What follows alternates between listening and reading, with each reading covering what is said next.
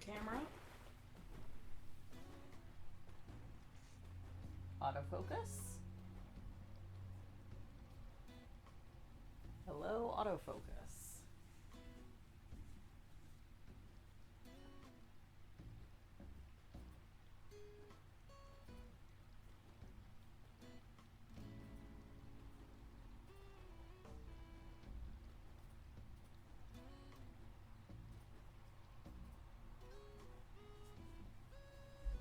There we go. Sometimes you just uncheck the box and check it again. But yes, hello, good morning, friends. I am here. I am, as usual, totally awake. Ooh, immediately new Carby. Aw, they're so happy. But hi, good morning. Everybody wish Kara a happy birthday. It is indeed the Kupo Day. Camera trying its best. I don't think it is. I mean, granted, this is a $40 webcam, so it probably is trying its best, honestly. But hi, welcome. I am SJ. I am here to sew some things. It's going to be a lot of hexagons today because I am behind. You may have noticed there was no stream last week. There was no streams over the course of this week. Just because I've been, like, I think I described it as I've had 15% of a migraine all week long. Just enough where I felt awful, but, like, not bad enough to actually stay home from work at all. So I've just kind of been in a bit of a daze. But I'm feeling much better. The weather finally broke yesterday, which I think was probably causing a big part of it. But that said, it means I am a week behind on my hexagons. So I have made all of last week's, but they are not joined in. And for this week, I've only made Mondays. So this stream will probably be mostly hexagons, but that's fine. It's fine. I'm the one that makes the rules. So these were all of last week's hexagons. Two of the same pink one, but that's okay. Nice variety there.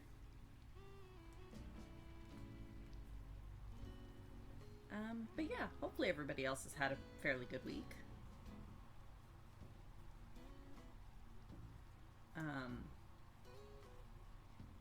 I actually sat out of D&D yesterday.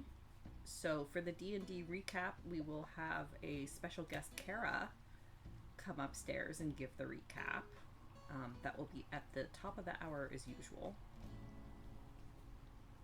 But yeah, otherwise we be chillin', we be sewin'. Also, I'm trying a new music in the background. Let me know if the volume needs adjusted, or if anyone just absolutely can't with the ambient rain sounds. But yeah, we'll see how it goes. There we go. Call that shuffled.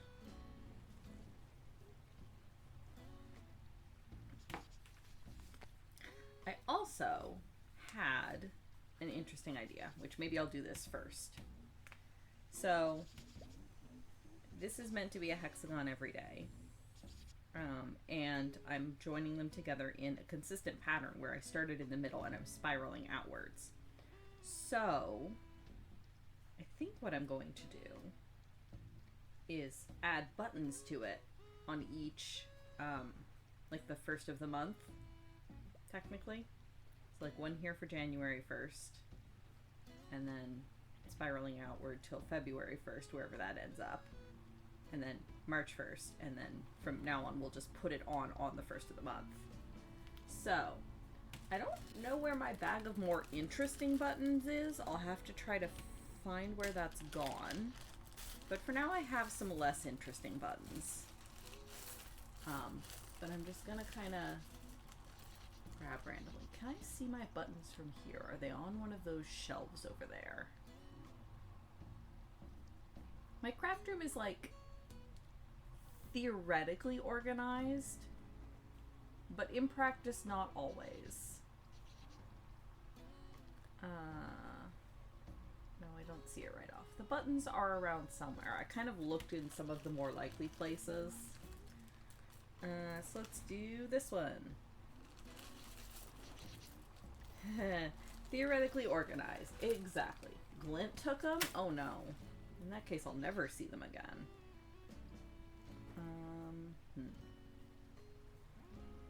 I do kind of want to leave the safety pin for the middle though, so maybe we'll do the January 1st button later. So we have the 1st, 2nd, 3rd, 4th, 5th, 6th, 7th, 8th, 9th, 10th, 11th, 12th, 13th, 14th, 15th, 16th, 17th, 18th, 19th, 20th, 21st, 22nd, 23rd, 24th. Trying to keep track of the spiral is annoying.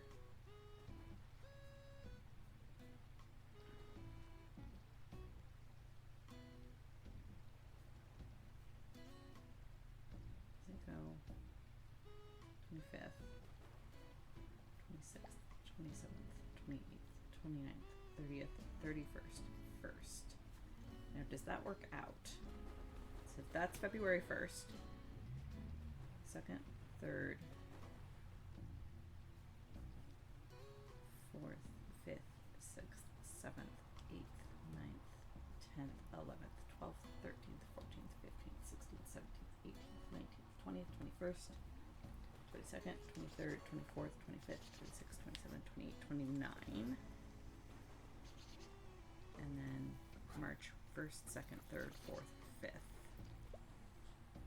6th, 7th, 8th, 9th, 10th, 11th.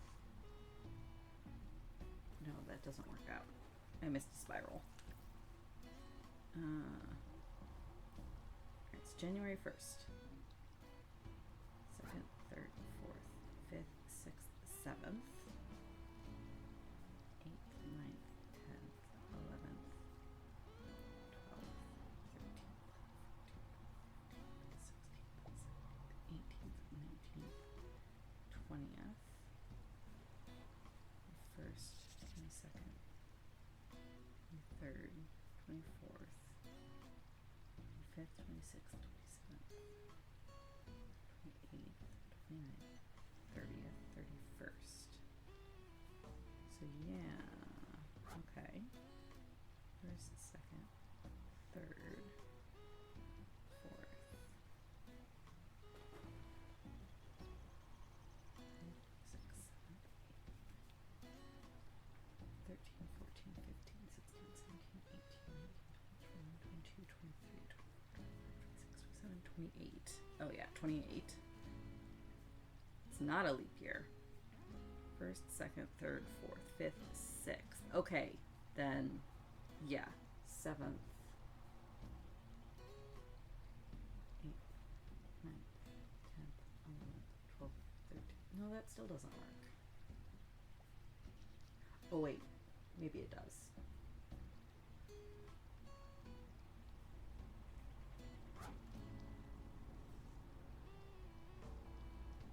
So 1st, 2nd, 3rd, 4th, 5th, 6th would have been a Sunday. I think the 6th of March was it? No, it wasn't.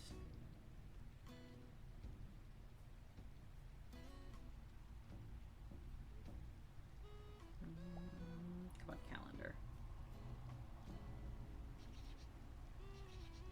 No, the 6th of March was not a Sunday.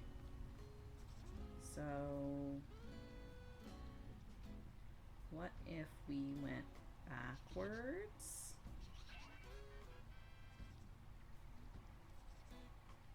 What if we went backwards? So this would have been March 9th, I think. Yes, because I've got the 10th through the 16th there. And I need to do the 17th through the 23rd. So this would have been March 9th. Pardon me for the random counting. 9th, 8th, 7th, 6th, 5, 4, 3, 2, 1. So the 1st is here. Then February 28, 27, 26, 25, 24, 23, 22, 21, 20, 19, 18, 17, 16, 15, 14, 13, 12, 11, 10, 9, 8, 7, 6, 5, 4, 3, 2, 1. Okay. I need another button.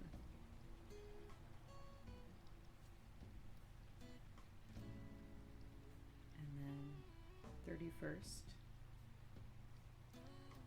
30th, 29, 28, 27, 26, 25, 24, 23, 22, 21, 20, 19, 18, 17, 16, 15, 14, 13, 12, 11, 10, 9, 8, 7, 6, 5, 4, 3.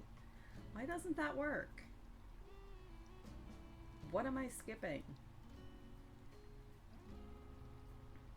I'm clearly skipping a spiral in here somewhere. Or cutting across a line too fast. But God, if I can tell which one.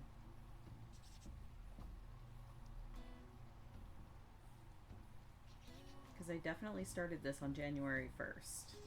That was the point. Okay, so this is correct. I'm fairly certain this is correct. Okay, so this is already okay.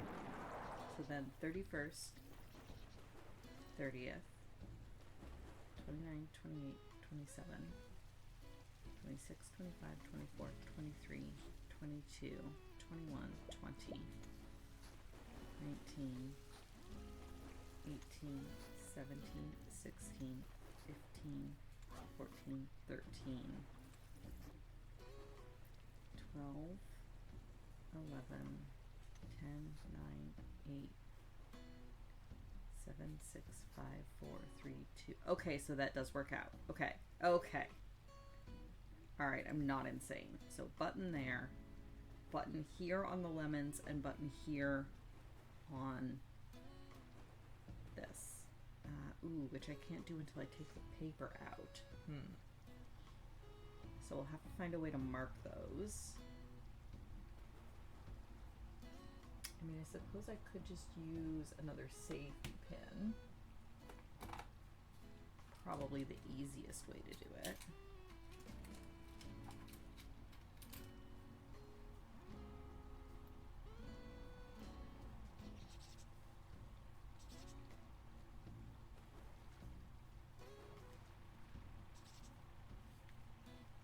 Mark that so that when I take the paper out of it, we'll add a button.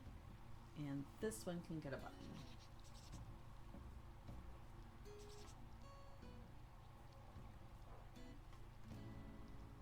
Got there. And a pack of gold safety pins. I should be fine. This one's just here to mark the center.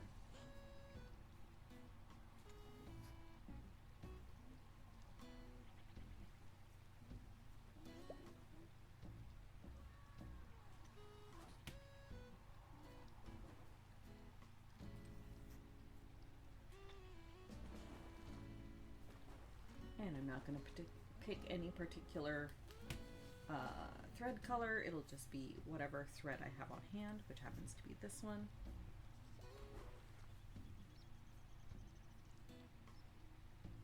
Because again, we're embracing kind of the spontaneity and the randomness, sort of. That's the idea anyway. All right, there we go.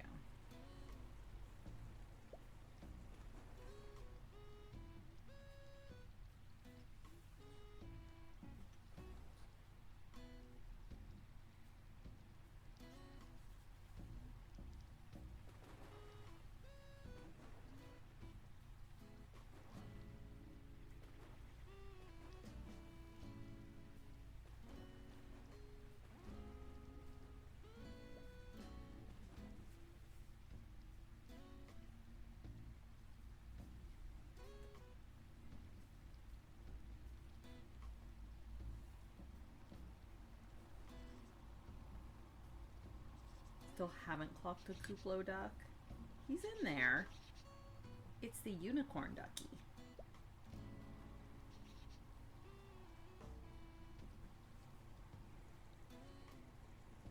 It's definitely in there somewhere.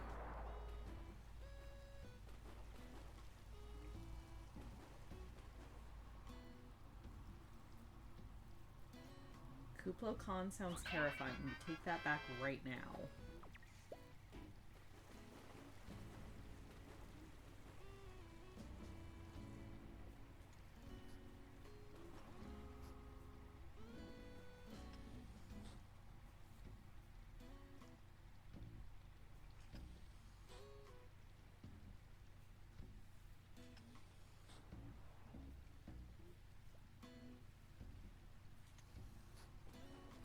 Gonna save up to name the exploding one Brave Flocks. Which exploding one?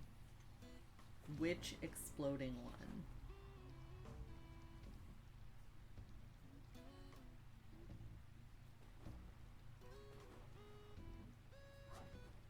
This is Duck Game. There are several that do things that might be called exploding.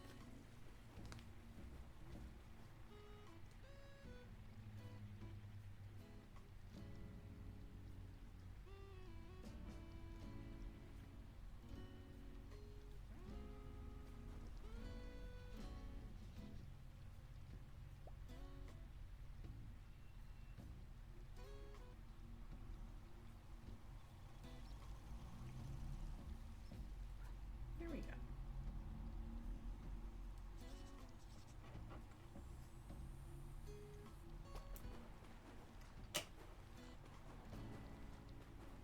Is there one that also shirks aggro? I don't think so. The ducks don't really have aggro per se.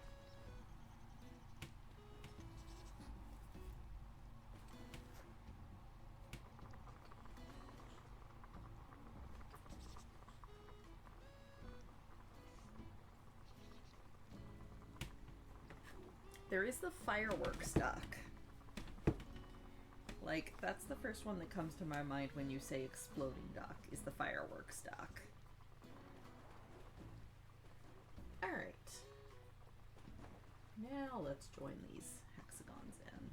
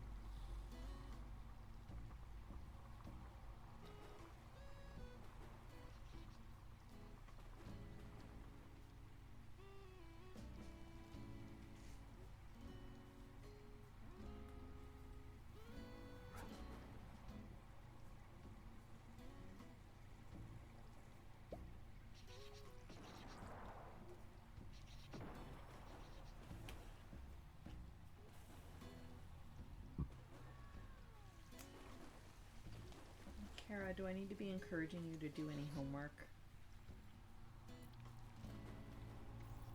before this afternoon's festivities? Oh, come on. Be nice, Thread.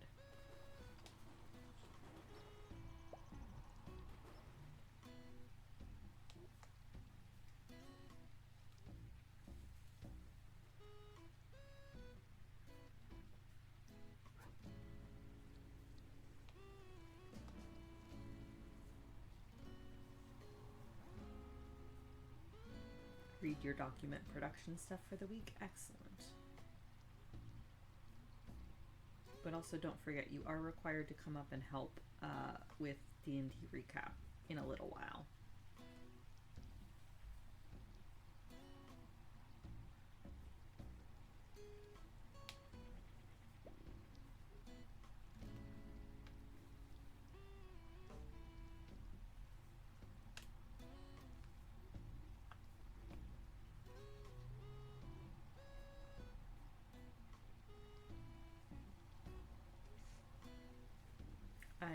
I sat out D&D yesterday on account of terrible headache and terrible weather causing terrible headache.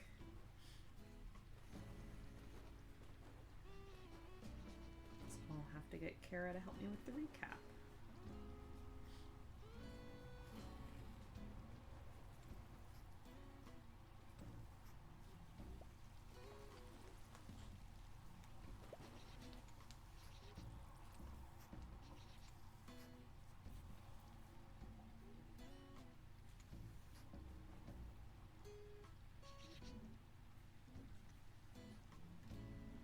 It did snow and it was terrible.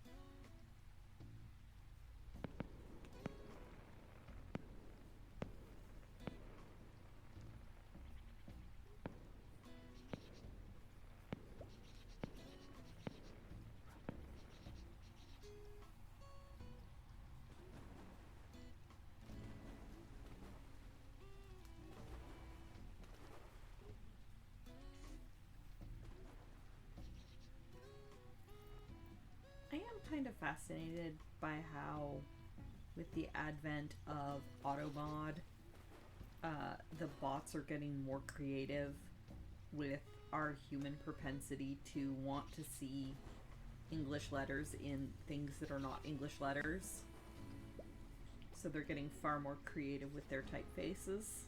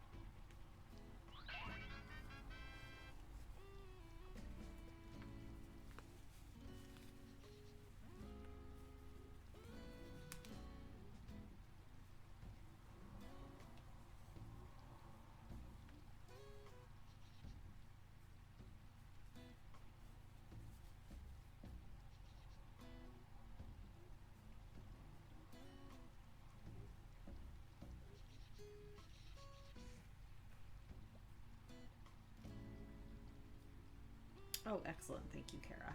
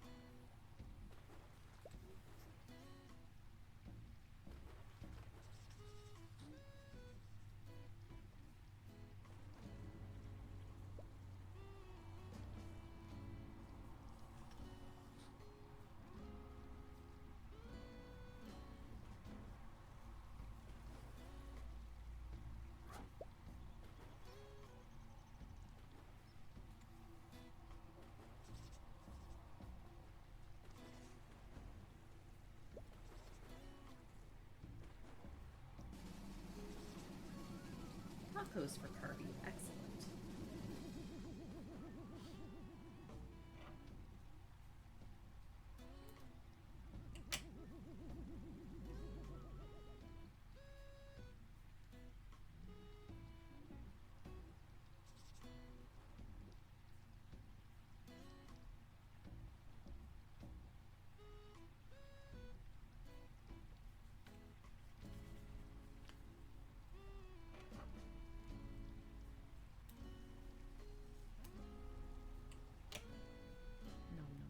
Didn't you just say that you were going to save up to name a duck? And here you are spending channel points on tacos.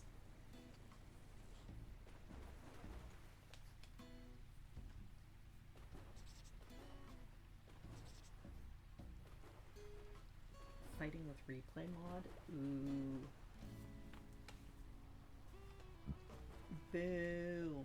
Come on, replay mod. Cooperate. Tacos seemed important. Fair enough.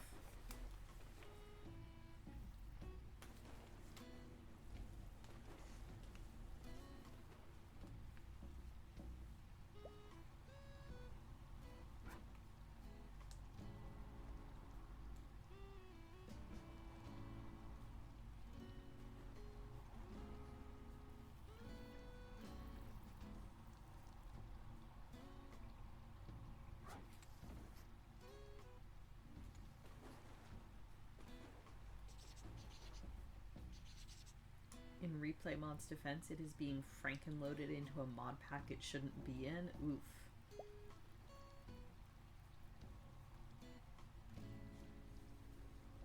Modded Minecraft seems hard. Entertaining, but hard.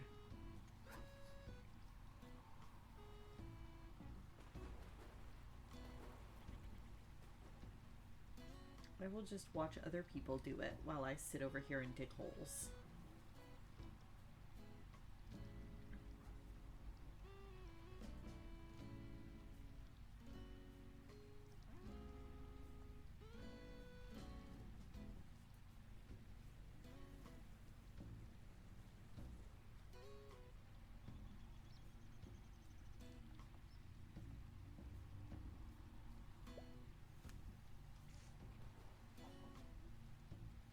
I don't even really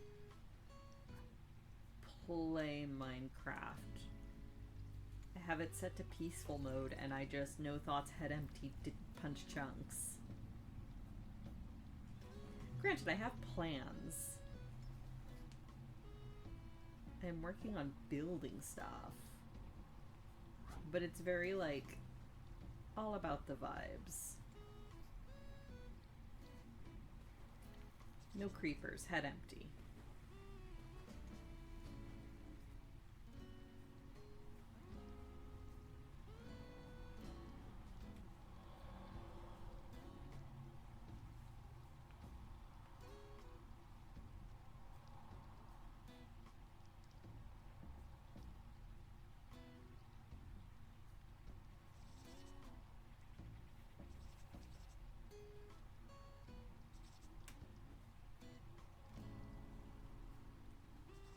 Yeah, I have a couple big projects I want to do and also film, but I just haven't had time. Anytime I have like a chunk of time, I've been either playing Final Fantasy XIV or Monster Hunter. And then if I'm playing Minecraft, it's usually right after work and I just kind of want to vibe and punch chunk. So that's what happens. Yeah, Monster Hunter Wilds is a lot of fun. I've really been enjoying it. Yep, and 7.2 for Final Fantasy comes out this week. Tuesday, which I am also excited about, although I don't know that I'll get to play it because we're pretty busy this week. And this weekend. I don't know when I'll get to play it, honestly.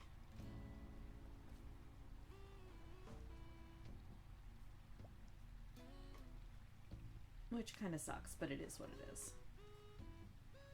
I am making a decree that nothing is allowed to happen in the later half of April.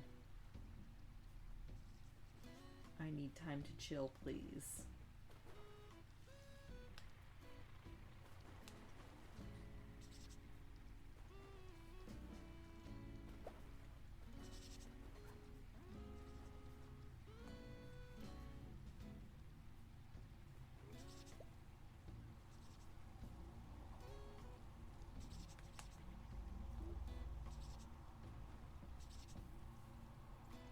What idle hero will the N-Raid series make you fight? Dunno. I've not actually done the first part of the Raid series yet. I usually don't. Here for Slime Lala. Oh god, is that what that is?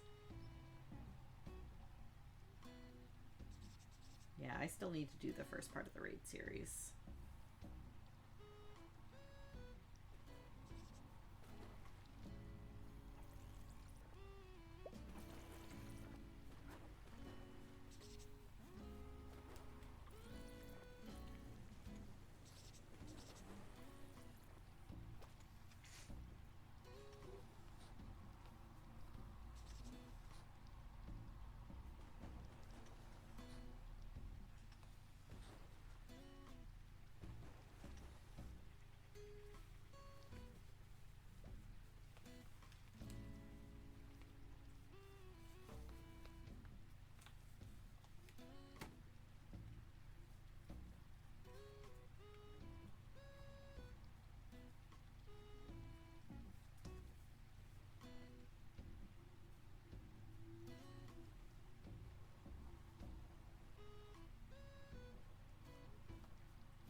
You say Slime Lala, but she seems to be Splatoon Lala?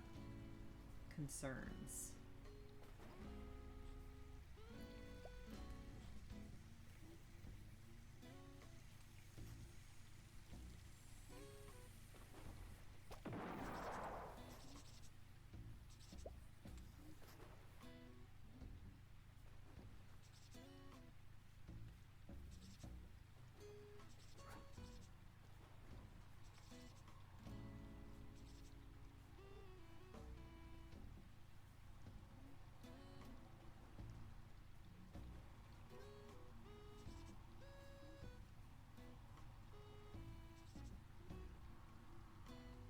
Big yawn.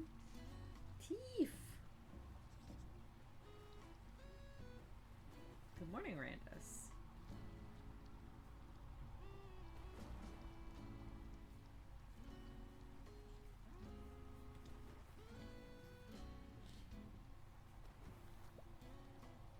As usual, we are all totally awake here. Me especially.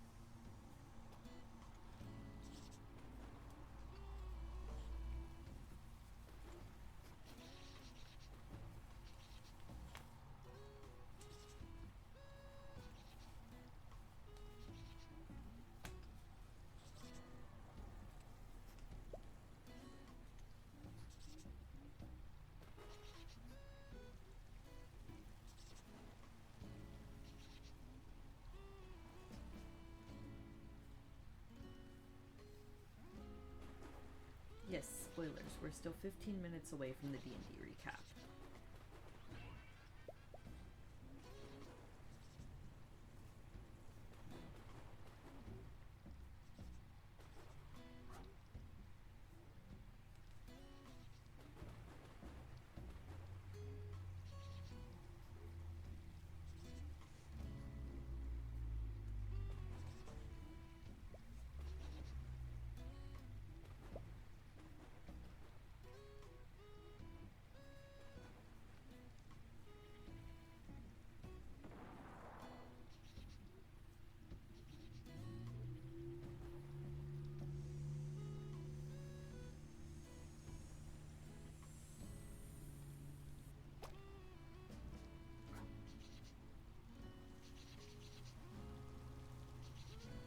Oh, no, that was not intentional. I actually totally forgot.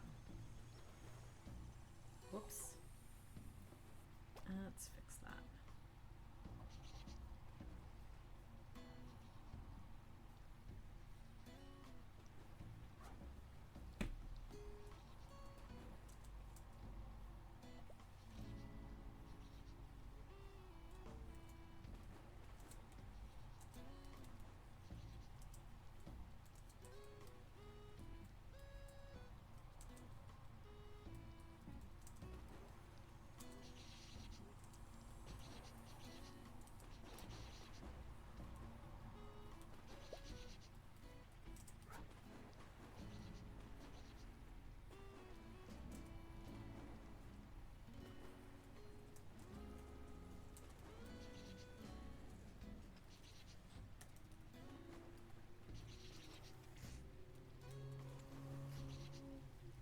No, that's a typo.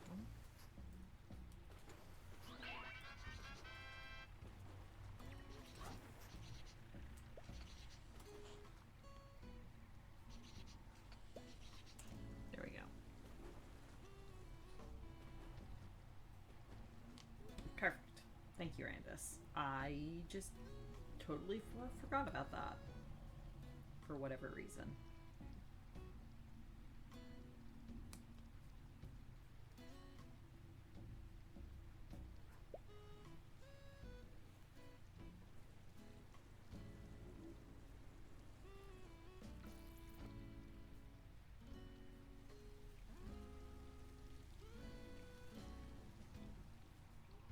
Yeah. Good morning, Kite.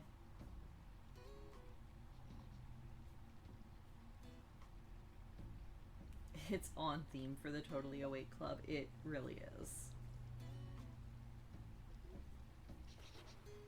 Look, the name is not ironic. It is descriptive.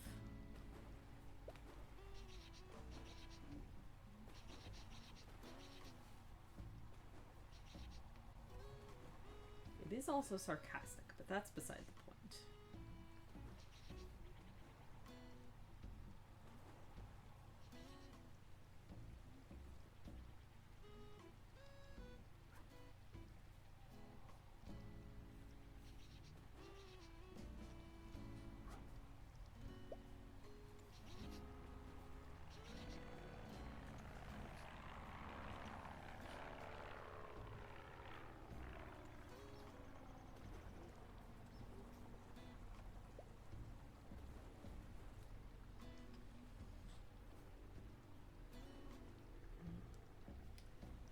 Such a hair.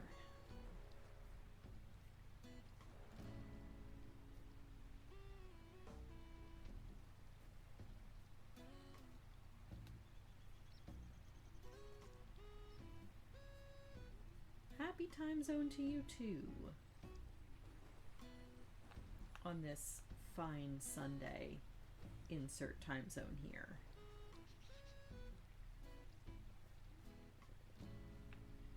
Or I guess maybe not even Sunday. Is it already Monday in parts of Australia? I don't remember. I think it might be.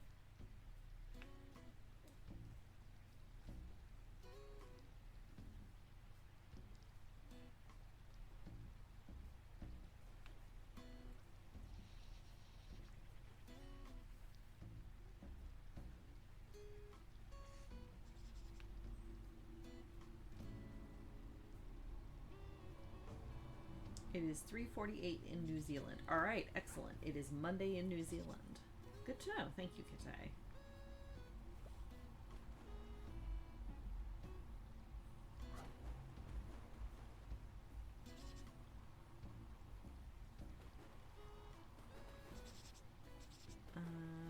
Opposite direction. I don't think it's still Saturday anywhere.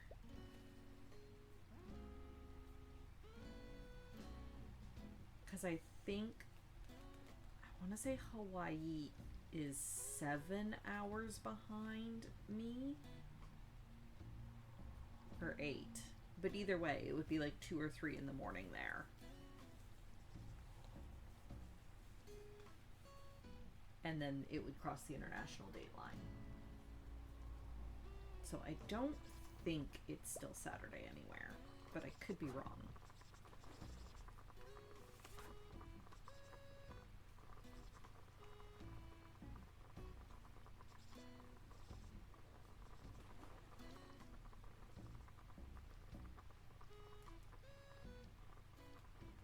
It is 2:49 on Sunday in Baker Island at GMT -12. Okay. So yes, it is not still Saturday anywhere. So happy Sunday and or Monday all. There we go.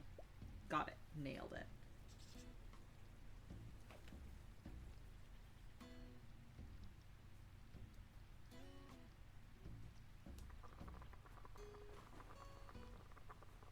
The most Monday is in the Line Islands at plus 14 hours, so at 4:49 in the morning on Monday. Neat.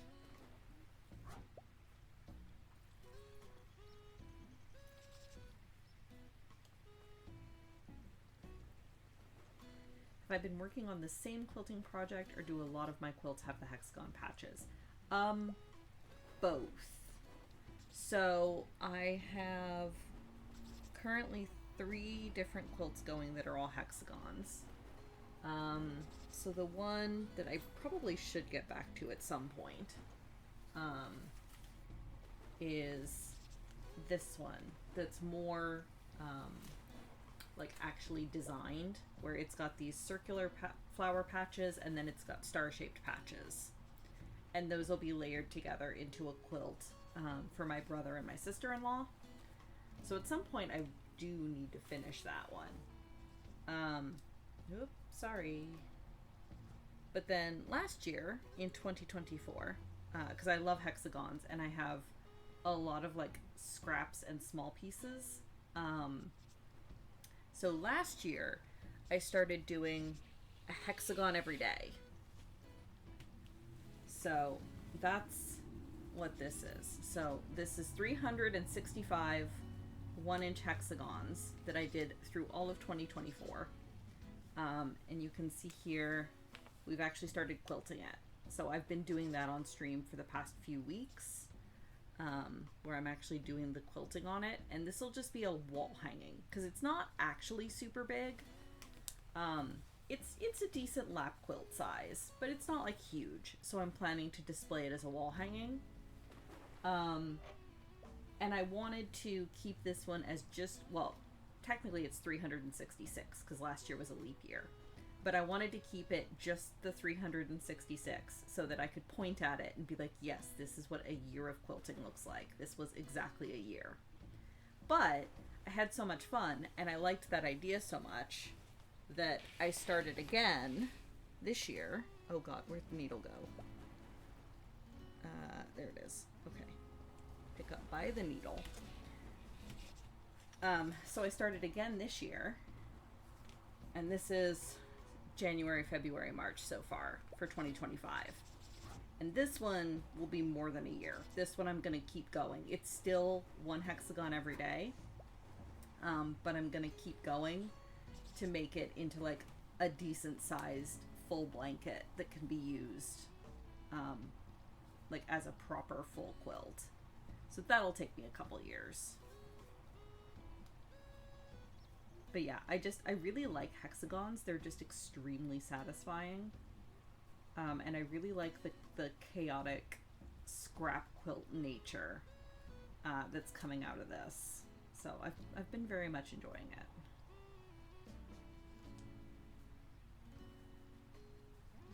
Yeah, of course. I'm always happy to talk about what I'm doing. A lot of the time, it's generally the same viewers, so we all just kind of vibe. But if you ever have questions about what I'm doing or why I'm doing a particular thing, by all means, please speak up. I'm always happy to explain what I'm doing or how I'm doing it or why or what the project is, etc. Oh, this thread is fraying.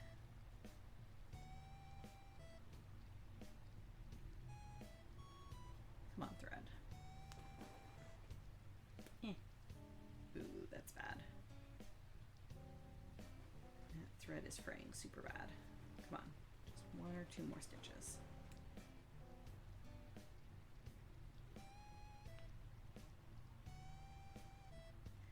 Also, about 5 minutes until the D&D recap, so if you need to get up, use the washroom, grab a refill on your drink, do so.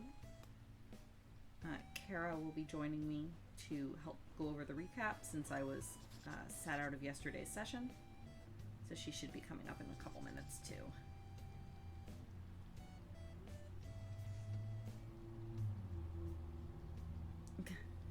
Step 1, ignore the in-group, ask things. Step 2, steadily become the in-group. Step 3, question marks. Step 4, profit. I mean, I don't know that there's any profit to be had here, unless you just kind of enjoy vibes, which is what I go for. Or co-working. Like I always say, if you have a project that you're working on as well, by all means, pull it out, work along with me.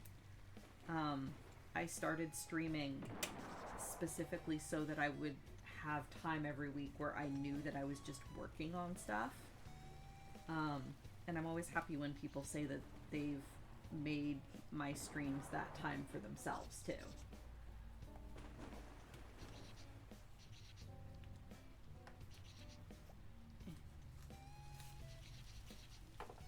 Paper out. All right. A new challenger approaches in the game of Thread Chicken. I mean, Kara cross stitches, so yes, she also does play Thread Chicken. I don't know how often she has to play Thread Chicken.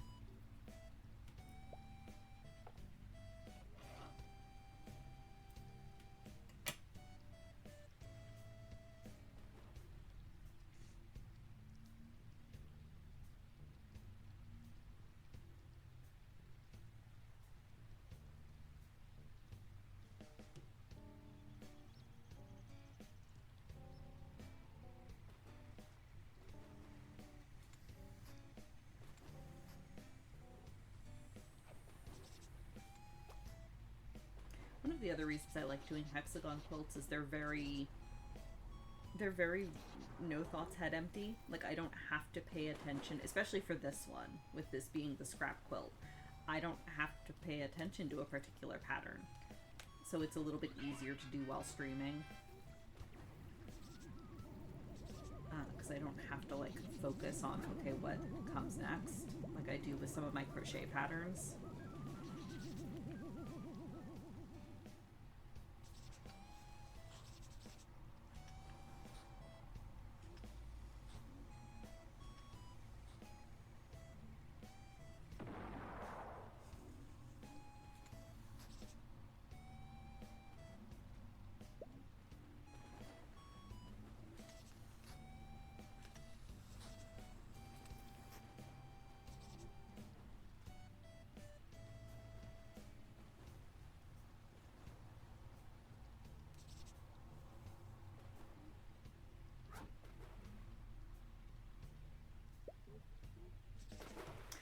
Yeah.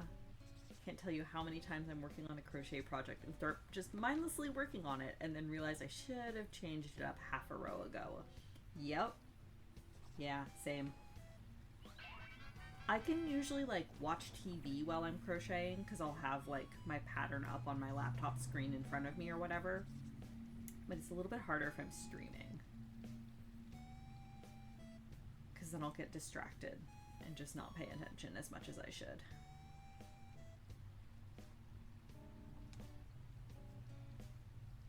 It's part of why I like a lot of variegated yarns, because then I can just pick a stitch and keep going with the same stitch over and over, and whenever it changes color, it changes color. Ta-da. Hello, welcome, Kara. So you can use that chair, you can use that chair. Yeah, the mic will pick me up, eh? It should. Can everyone hear me okay?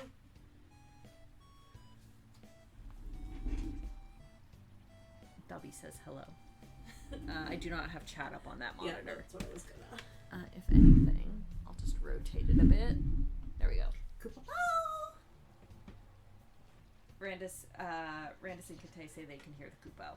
Excellent. So excellent. You should be audible. All right, so it's we everybody, have 1 minute to D&D recap. Everybody says Happy Kara Day. I don't have my phone up here, or I would pull chat up on my phone for you. I brought up my phone, but actually, I was gonna say you should be able to pull up chat on your phone. I'm like, do I have Twitch installed on my phone, or did I not? Because I always have it on the TV. Oh, I do have it on my phone. Is shocking development. Or I could just be smart and move to that chair so I can look at your screen. Oh, because this wants me to log in. I'm like, no. I'm like, that seems like too much effort. Good luck getting around that side of the table, though. I can do it.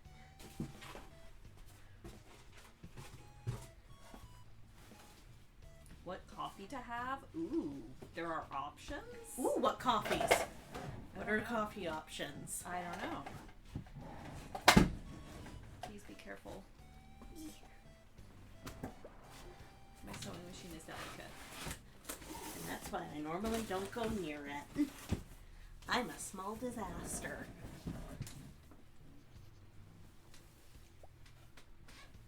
Yep, here you go. There we go. Oh, we have a first-time chatter. Well, hello. Hello and welcome. I'll let you do your welcomes, and then I'll get started and introduce the D&D recap, and then I will get started. So cool. Thank you. I very much enjoy hexagon quilting. It's very satisfying, honestly. Hexagons are bestigons. Hexagons are bestigons. Did we just put up 5 hex shelves in our house? Mm-hmm. 6? Mm-hmm. Yes. 5. 1 was already up. Mm-hmm.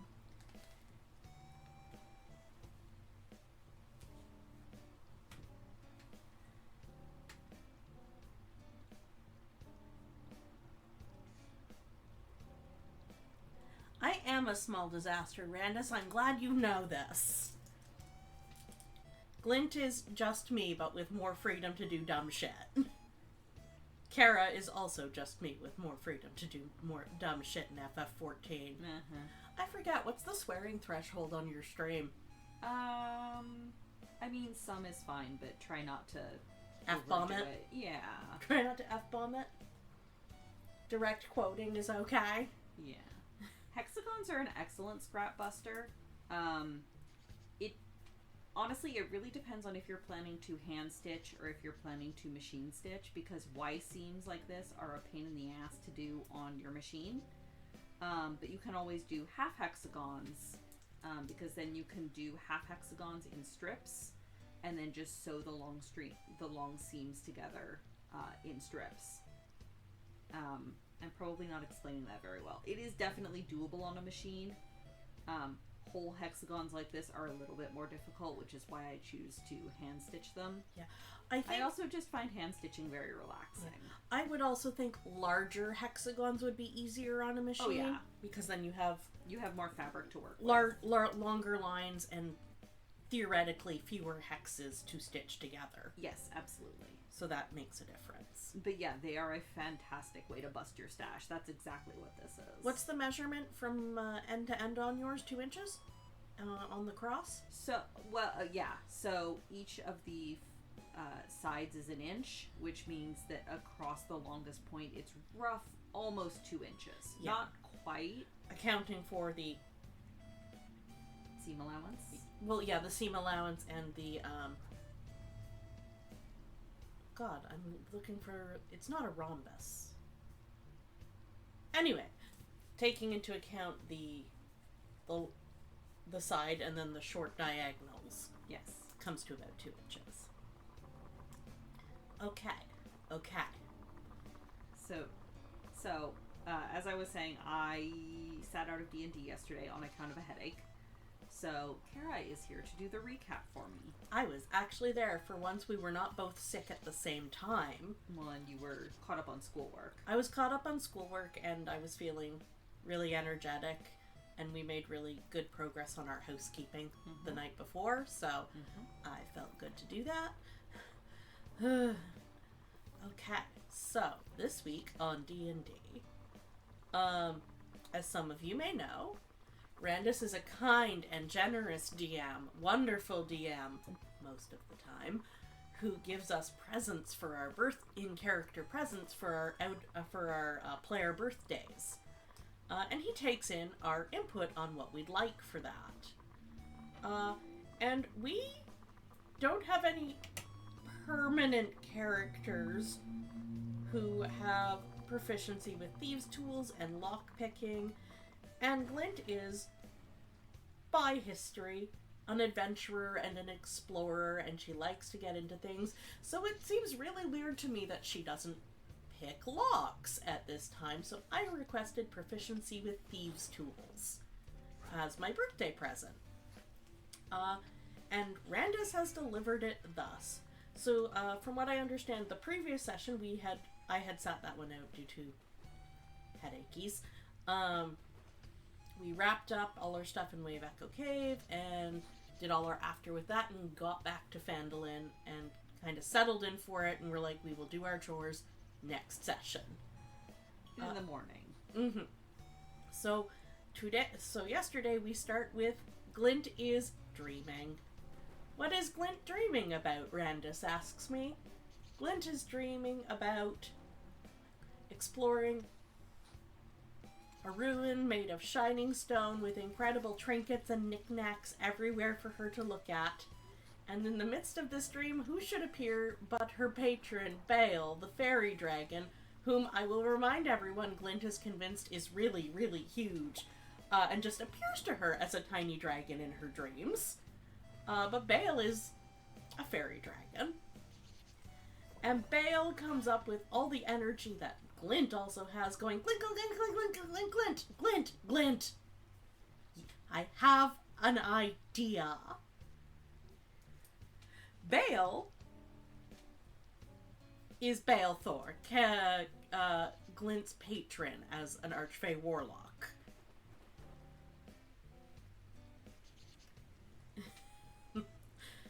No, Randus. Bad. Bad Randus. Do we have a bad Randus command?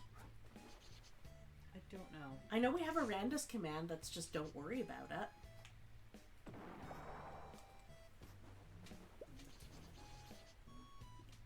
Thank you, Kite. Yes, that is Glint's patron. And Bale is just like, I have an idea.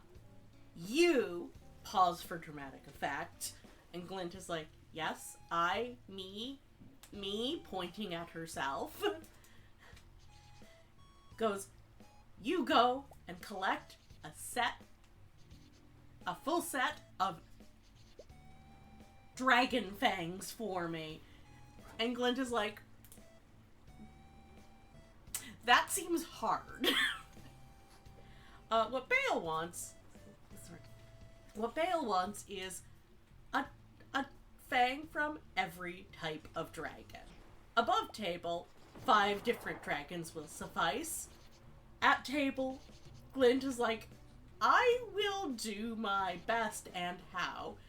And Bale hands over this set of thieves' tools that look like a bunch of junk and garbage have been put together and then crystallized. There are all kinds of things, sticks and metal bits and a discarded toy? Somehow there's like a bent paper clip. I feel like a bent paper clip is like integral to this if Faerun has paper clip. You know what? Faerun doesn't need to have paper clips. Bale probably just pulled one from another dimension. I was gonna say, even if Faerun doesn't have paper clips, there's somehow a bent paper clip. Yeah. So these are now Glint's thieves' tools, and she is proficient with them, but they have an added effect. They are Bale's extractors. Don't like that. Bale's tools of extraction. And if Glint manages to get near a dragon mouth, living or dead, she can extract a tooth magically and send it straight to Bale. I'm sure this won't be a problem later at all. I mean, I pointed out when Kara was telling me about this after the end of the session, I pointed out that, you know, if a D&D character stays in one class for all 20 levels, at level 20, they get sort of an ultimate ability as kind of their reward for keeping one pure class for 20 levels. And I pointed out to Kara that if I keep Bram as a paladin for 20 levels, he gains the ability to briefly turn into a dragon. To which I just went, "Give me your tooth, Bram! Give me your tooth!" And then I also pointed out that Randus / Bale has turned Glint into the Tooth Fairy. Mm-hmm. A Tooth Fairy. Uh-huh.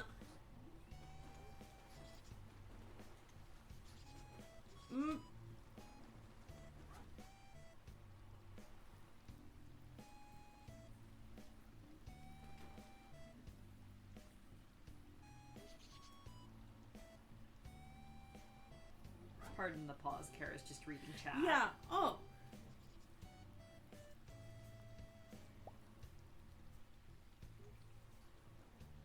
Oh yeah, I forgot about the feed at Gems for charges. Oh my god, you built it out of things she's found before? Oh god. Terrifying. So yeah, so Bale has gifted this to Glint with the instructions of get me teeth. Not concerning at all. One day Glint is going to, like, seriously ask Bale what she does with all of these things. Until then, she's gonna do it. So Bale is like, okay, gotta go, bye, and goes in for the high five, and Glint goes for the high five, and then Bale, being a fairy dragon, books it without high fiving, going, gotta leave him hanging! Because Bale is like that.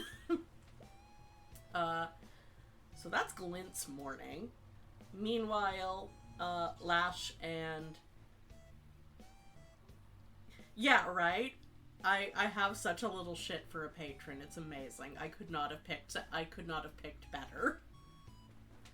So meanwhile, Bram and Lash are headed off to our herbalist friend, Myrna, to deliver the vines of very potent of wolfsbane that we've received. And above board, I'm nominally controlling Bram at this point. And we go in and we're like, and Bram's like, so we have a vine and a half of the wolfsbane for you? And Myrna's like, close the door and turn out the lights.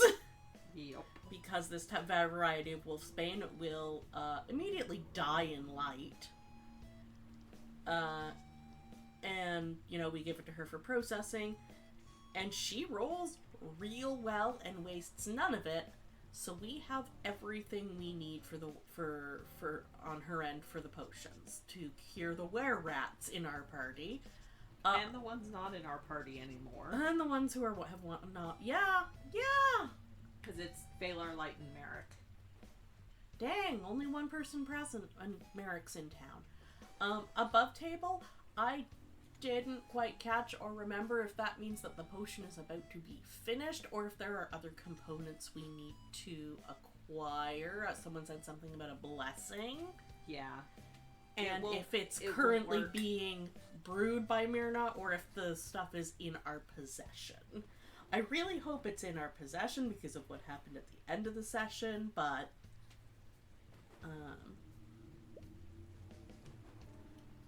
shit. That's not a good answer for us right now. Okie doke. So that's their errand. We do a quick check-in with the various vendors in town, look over the scrolls, all that good stuff, and opt to spend our gold. Well, we pay Myrna, because, that's the thing to do. And then with all the gold we have left over, we buy some greater healing potions, distribute them among the party, make sure all the non-self healers and squishies have backup ways of getting their health back up, all that good stuff. Silvered Lash's weapon. That too, yes. We silvered Lash's weapon, so that Lash has the benefits of a magical weapon. Yeah, just a casual 225 platinum on the lycanthropy potions. It's fun. The important thing is that not that they are lycanthropy potions, it is that they are potions of curing lycanthropy. Can you imagine? You buy a lycanthropy potion and it's actually to curse you? Like, oh, now I'm just double wear something. Kite rolls real well pretty much all session. That is unusual, and I think it's because we weren't in combat.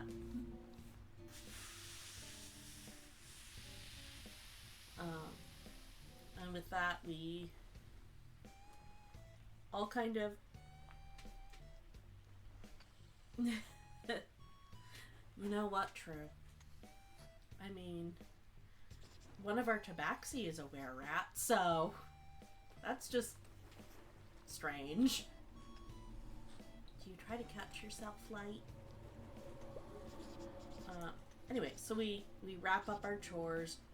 Glint is waking up at this time, and there is commotion in the hallway at the at their manor, and it's that Celadar's errand boy is running around yelling for him, and Glint just like pokes her head blearily out the door and is like, "You good?"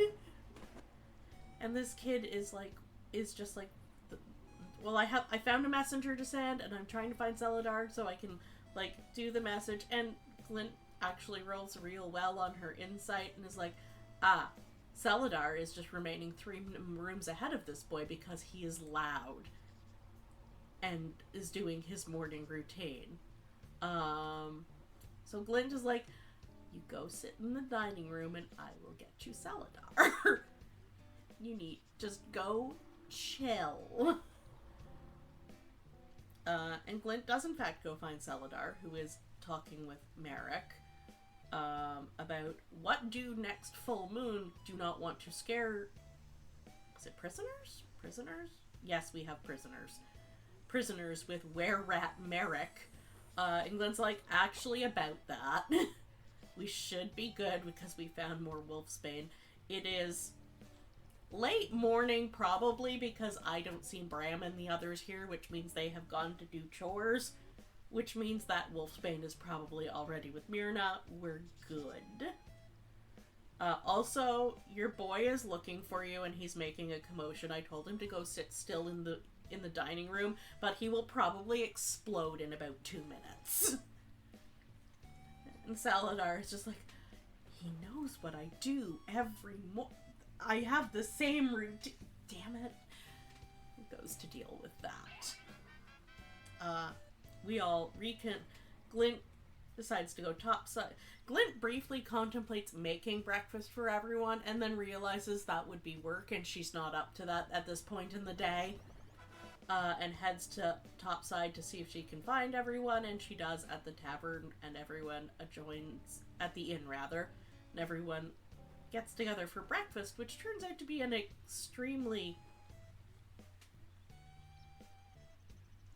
Yeah, she has no idea.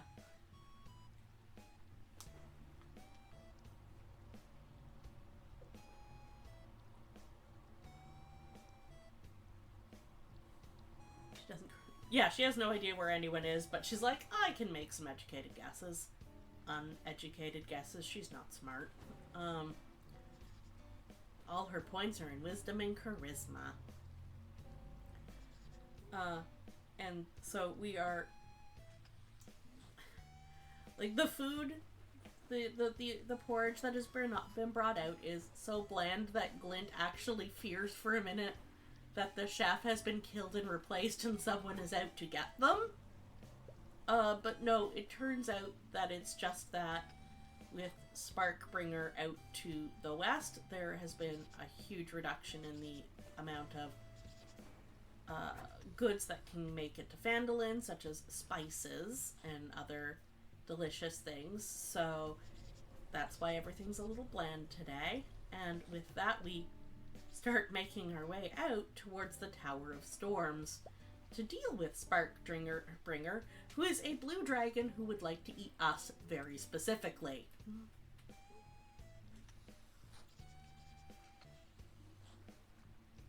Oh shoot, right, Phalar had a conversation with Aridanel about,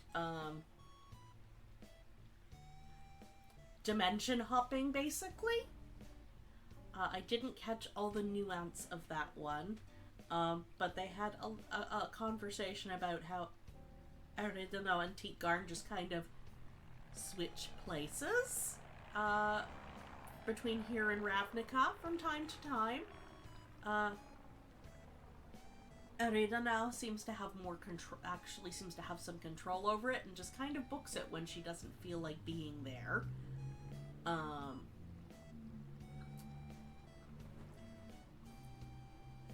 Yeah. I didn't catch all the nuance of that conversation. I think I was checking on something on character sheets. Thank you, Kite. Exactly. Teetgarn doesn't know what's going on. Ari does, but isn't saying Phalar has not seen them swap. And her talk and Ari's talk about dimension hopping and stuff is a bit above Phalar's head, as I recall. No one's quite got an idea of how that's working. With all that taken care of, we decide to head out for the Tower of Storms and finally deal with Sparkbringer. Who Finally, again, whereas he is actually the most recent dragon to arrive. Yeah, but he is also the one who most actively wants to eat us specifically. Which makes him our personal problem. Oh, thank you, Kuma. That is helpful. Oh, fair. Lash is not even acknowledged by Sparkbringer since Lash was not there when Sparkbringer was transported? Question mark? But anyway, on the way to the Tower of Storms is our friends at the Cragmaw Cave hideout. Our goblin friends Ymik and company, who are our spy network. Yeah, that's the correct term at this point. We have built them into a spy network. They're great at it. We decided to check in with Ymik and company to get like the lay of the land and what's been going on here, because Glint notes on their travel that everything is way too quiet. There's no, small game. There's no birds tweeting. It's just dead quiet in the area, in like the plains heading out there.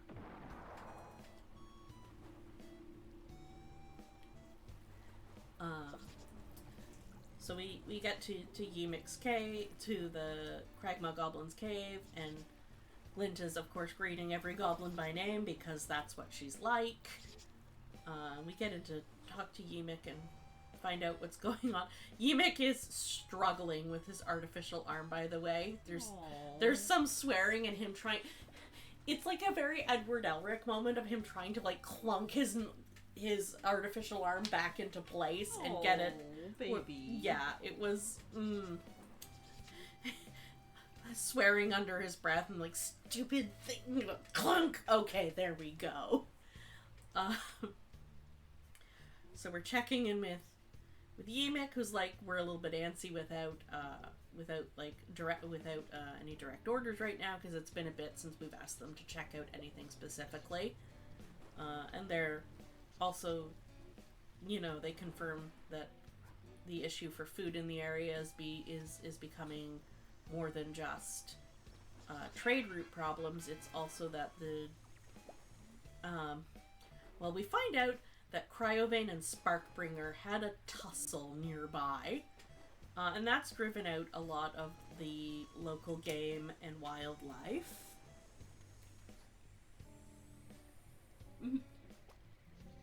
Light is alive, as far as we know, and just on a long side quest. We'll get them back eventually, probably. I sure hope so.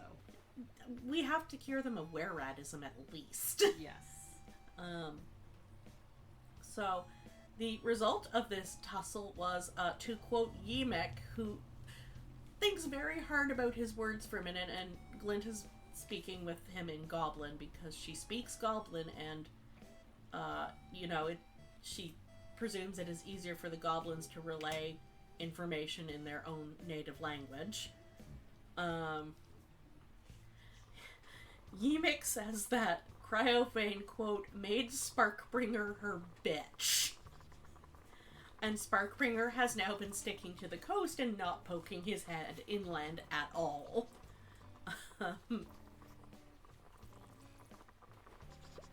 Randus, don't you start with me. If Light dies, Glint is gonna gonna snap.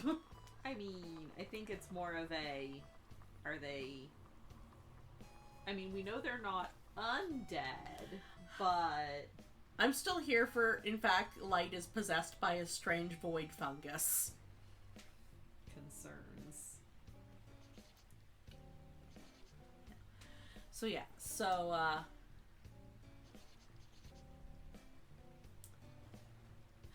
yeah, apparently Sparkbringer did not have a good time with Cryophane, which Glint can't help it. She does laugh about the way Yemek phrases it.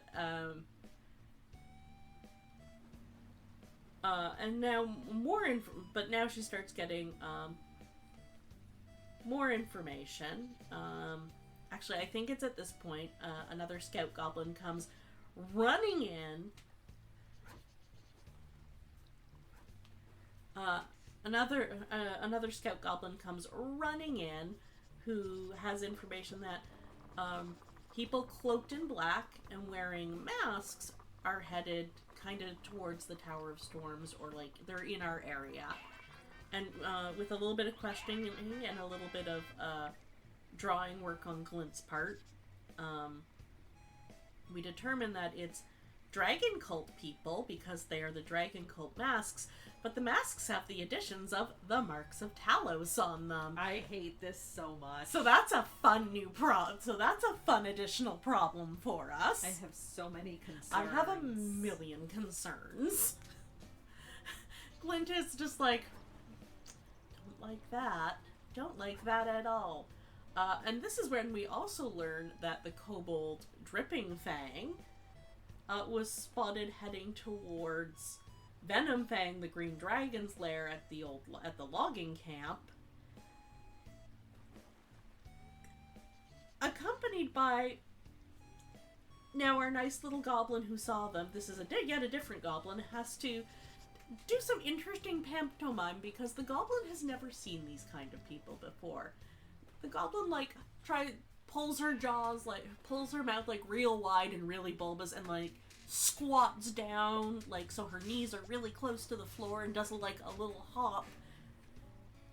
And Glint actually knows what she's talking about because she's from Chult. There are Grung hanging out with this kobold and heading for the dragon, and Grung are very cute. They are frog people based on poison dart frogs, so they tend to be brightly colored. They're really cute. They're high jumpers. They are also culturally slavers. And poisonous. And they excrete a poison through their skin. So... No hugs. No hugs. Absolutely no hugs. So Glint is actually very concerned because she is free as a bird and thinks everyone should be. So that actually sets off alarms for Glint, because slavers teaming up with a dragon seems like a really bad thing. The only saving grace is that Grung have to return to water every 24 hours and spend a whole hour in the water, or they die, I guess, on account of being amphibians, so they can't stray far from the river. So Glint has Ymik send out goblin messengers with letters from her explaining what the Grung are, what they've seen, and like any information she can give these people, so that they're prepared if anything happens. So that sends them off to our Centaur friend at the Circle of Thunder, to Landon and our druid friend at Thunder Tree, and to Falcon's fucking hunting lodge. Pardon my language. Poor Falcon. Falcon's having a rough time. I think he's had 5 instances with Cryovane at this point. No. That dice is cursed. Poor fucking Falcon. He needs to give up and move into Neverwinter, I think. At this point, I think he does. So yeah, Glint has sent all of that out. She has also asked Ymik to keep eyes on the area of the dragon's lair, and if those Grung, and if it seems like anything from there is moving towards any of these settlements, to run ahead and warn them. So Ymik picks... It's been a while, so people may not remember this. Ymik's goblins were experimented on by some folks, and they have various deformities, but for every physical deformity they have, they've also got kind of a plus to it too. So we have a bunch of the goblins who are poison resistant or poison immune in the group.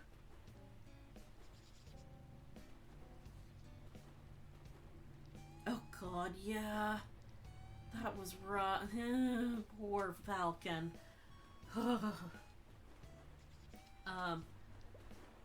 So Ymik sends his 3 most poison-resistant goblins to go do the spying and keeping tabs on what's going around near Venomfang's lair, and to do the running if anything seems awry there.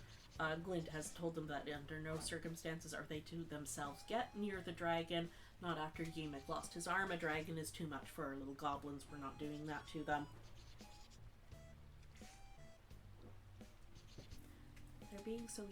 They're being so helpful and useful. Glint is just like, yay, friends! Keep the friends safe. So yeah, and Glint is of course relaying all of this information to the party to be like, do not get into fisticuffs with a Grung. You will just be tingly and sad. It would suck. And we actually had to stop when she was talking about the Grung and above table be like, wait, Randus, what's the situation on slavery in the Sword Coast? Because none of us were sure. We were like, is it acceptable? Is it taboo? Is it somewhere in between? Is it all out illegal? Yeah. And it's not all out illegal, but like more modern societies aren't practicing it. It's kind of looked down upon. It's quite looked down upon in like Neverwinter and the Sword Coast. When you get into Thay, everyone has at least 3 slaves, and half of them are undead. The worst kind of slavery. Actually, no. I think being aware is worse. And then with Lash, we really had to stop because Lash is from a completely different region. And Lash goes, what's a frog? Lash also goes, what's a frog? Pretty much at this point. Merlin, it's like 95% Glint makes weird friends. Like, not even kidding, all of the goblin adoption is Glint's fault. The Goblin Union is Glint's fault. Look, Droop is a productive member of society now in Phandalin. He's a good boy. And he's in charge.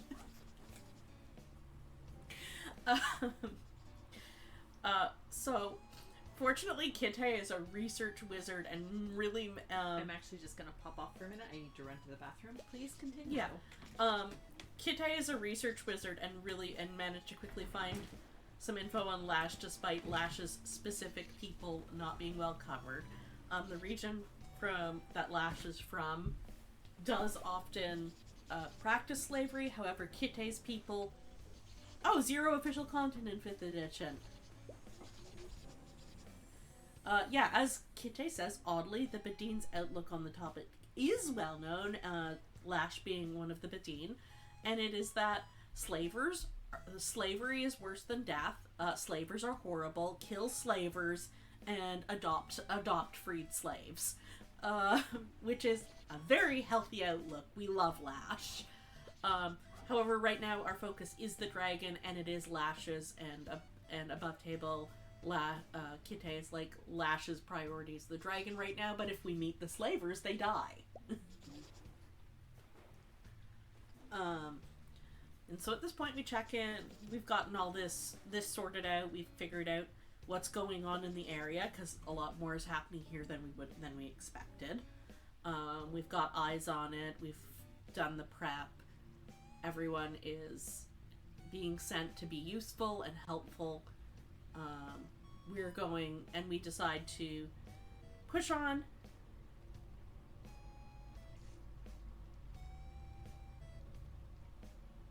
Oh, that's super cool, Randus. Thank you for mentioning that. So apparently on this visit, we noticed some more normal gobbos running around, clearly from different tribes that have lost members in recent history who've joined up. That's cool. We are enlarging the Goblin Union. Excellent.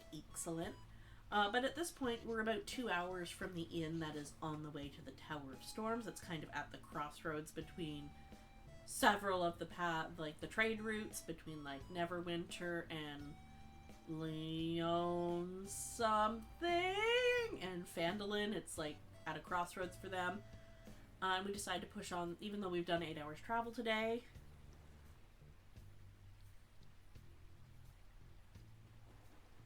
Oh, maybe even a few non-gobbos. Good for them.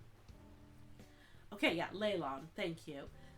So we decided to push on the extra 2 hours and just take the 1 rank of exhaustion to get to the inn, so that if we get to the inn, we can send runners to someone to Neverwinter with a missive for somebody in the watch about about those grung teaming up with a dragon, and we can get a rest. And at that way, we're only about 6 hours out from the Tower of Storms, and can get there without doing a full day's travel, meaning we don't have to rest when we get there, and we can get right into whatever we need to do without worrying about exhaustion levels. I'm gonna guess what happens when we get there is eaten by a dragon, but, you know. No, we arrive at the inn, and we're out in the yard, and we're No, I mean when we get to the Tower of Storms.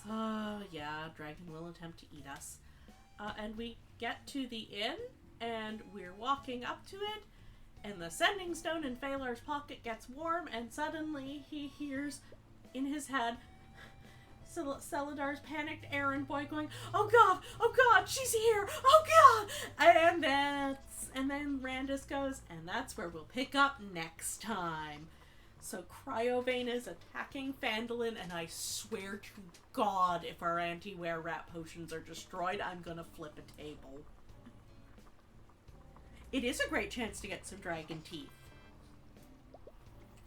Oh, by the way, apparently Yimik's goblin troop has adopted normal other gobbos from other tribes that have lost members, as well as some other small race non-gobbo races. Oh, excellent. The union is growing. Good. Excellent. And that was it for the week. It sure was a thing. Oh, also we sold off a bunch of excess equipment. Reminder to go through your equipment list at some point. Yeah. Also, we are no session in 2 weeks because Randus has a PPR. Yep. Pre-release for Magic. Well, no, just a pre-release. What Loading PR does is the PPR. Yes, sorry. Randus has a pre-release to go to. We may or may not do a makeup session the week after that. We will see. I don't know that we can. No, we can't the week after that because that's the symposium, I think. Oh, right, the symposium. That's think. very important. That's very important, Kupo. I don't remember if the because the symposium would be the next week, because then the week after that is more D&D. Because Kite would have scheduled on a weekend we don't Exactly. normally do D&D. Yeah, that makes perfect sense. Benny is a treasure and a great way to insert panic in a game, and it's really funny to watch Celadar have someone to deal with that's just exasperating him.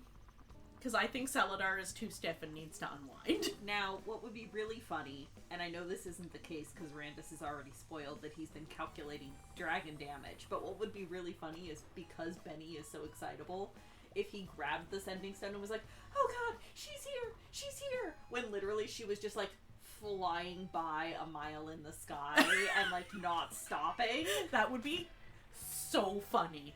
Also, Kuma has redeemed BGA. Oh, excellent. I will So do you that might then. you might as well set that down. Yes. Yeah, so that was D&D this week. 0 combat, a lot of prep work, a lot of RP. It was admittedly Glint heavy, but I think that's because we were dealing with a lot of Glint's people and it was my birthday. I need to actually go grab my phone so that I have chat. I left it downstairs. I'll be right back. Yeah. Continue talking. Buttons! Yes, please launch us a buttons table. I would love to be in a buttons table. Kuma, you know I would. I just realized the other day that our buttons league had somehow not been built after our last game. And I was like, the buttons league! Oh, I hope she is the ice cream lady. She attacked the windmill! Further spoilers, apparently Cryobane also attacked the nice lady at the windmill. Oh no. Yeah, concerning. Yeah, but yes, please Kuma, rebuild us our buttons league. I love buttons league. I was very sad the other day when I realized it hadn't refired. I was like, something's been missing from my BGA lineup. Where's my buttons game? There's always a buttons game. What happened to it? And that's it. That's Kara's very excitable, mostly Glint-based D&D recap.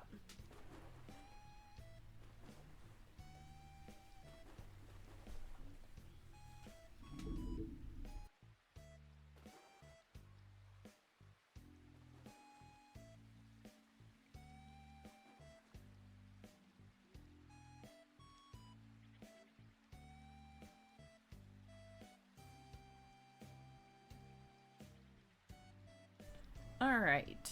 I believe a buttons or a BGA was redeemed. I was about to say, Kite, if you can't get to building the usual buttons league game, SJ's at your computer right now and can probably build that for us with the invites. I can do that. Beautiful. Yeah, she says she's going to do that. I mean, I also forgot to join a lot of Kite's games. Oh no! Are they still open, Kite, or did you fire them all? You want your coffee over there? No, it's all right. All right. They are still open. All right, excellent. Let me just go join a bunch of tables then.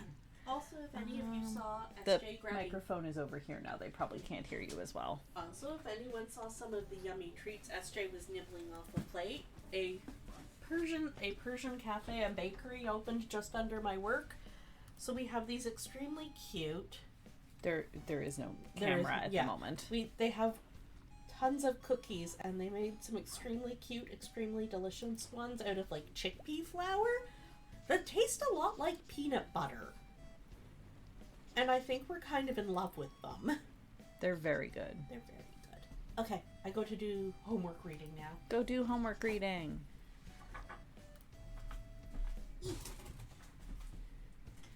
Thank you all for obliging the Kara D&D recap.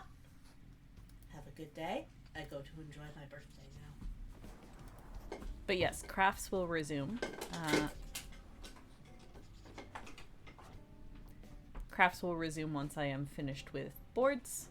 I play a lot of board games with several of the people that are here in chat. And so one of my channel point redemptions is to make me go and do my boards. I'm just running through and joining a bunch that Kite made real quick.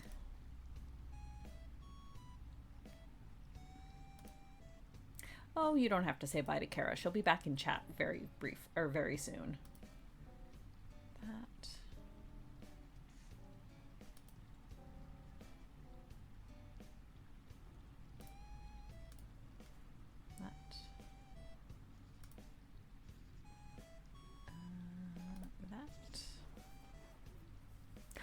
Muffins? Excellent. What kind of muffins?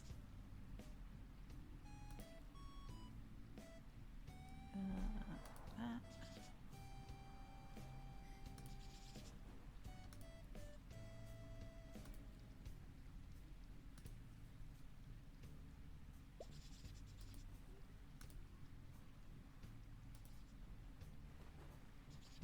Come on, mouse.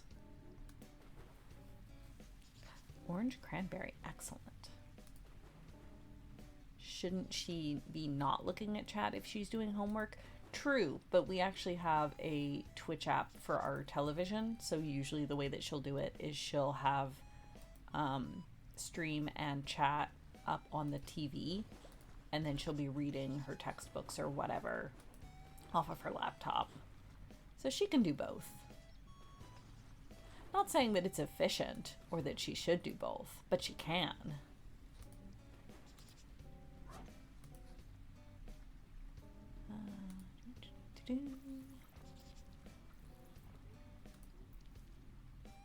Ooh, lemon blueberry also sounds good. Given those two, between the orange cranberry and lemon blueberry, I'm much partial to lemon blueberry, but that is just me. I love lemon blueberry muffins. In fact, the birthday cake I made for Kara last year was a lemon blueberry cake. The one that I'm going to make for her this year is a salted caramel Nutella cake. Which reminds me, Kara, we will have to do groceries again at some point this week. Probably like Friday on my way home from work. Because I need to grab Nutella for the cupcakes. That. Lemon cranberry? Ooh, that also sounds good.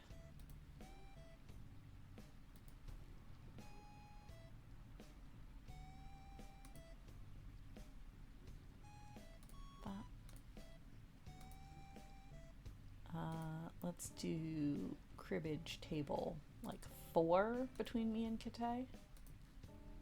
It's fine. That one. I promise I'll get to playing boards here in a minute. Sorry, friends. I meant to join all of these boards last night and then did not get around to it. But some of these are firing, so it will give us more to do once I switch over to playing. Ooh, photosynthesis. Excellent.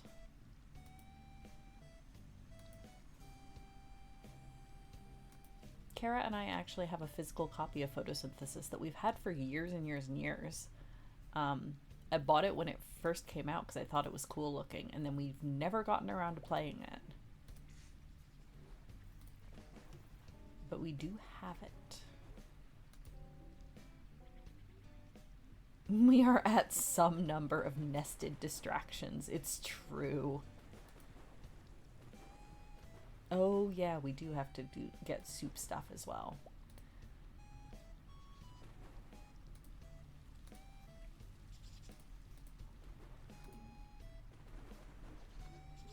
Who's making the buttons game? I can do that here in a second, Kuma. It's all good.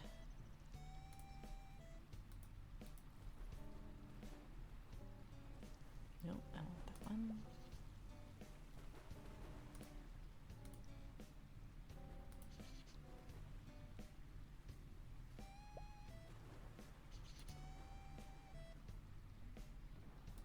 Ah, there we go. Kite's got it. Thank you.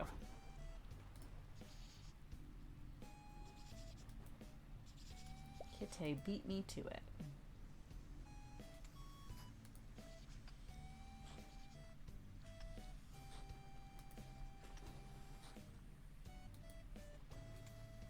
What if 2 buttons games?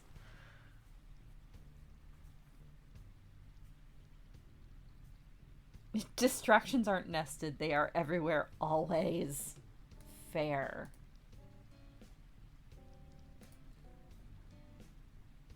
Look, we're 2 distractions deep, you guys.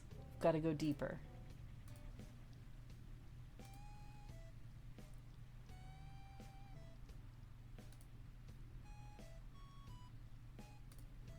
Alright, there we go. I have joined some number of boards. I want this window. There we go. All right. Let's see what we've got here. Okay, ticket to ride. I need to get here. So I need 2. Let's just grab these greens. Excellent. Next. Disreception. Oh god. Okay. So I have a 2 and a 4. Let's go ahead and play this mine here. And then...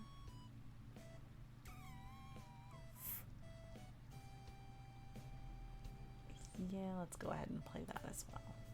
Put that there. And grab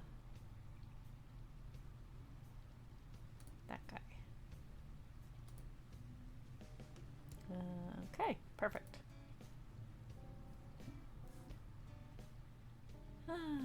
Wizard. Of course, the one suit I don't have. That's fine.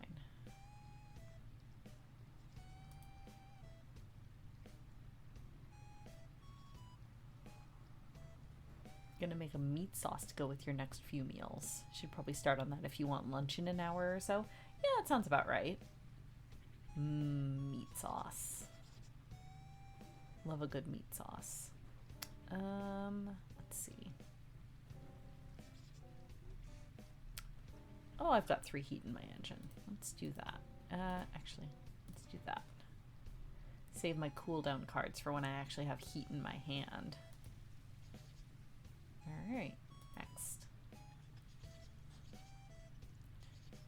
Let's play the 8. It's going to be a lot of cribbage and quite, guys. Oh yes! Merlin has redeemed a hydrate. And also a reminder that it is almost noon if you're in the Eastern time zone. If you need to grab food, please get food. Even if you're not in the Eastern time zone. If you're in a time zone where it's evening, or if you're just hungry, please go make a food. Okay.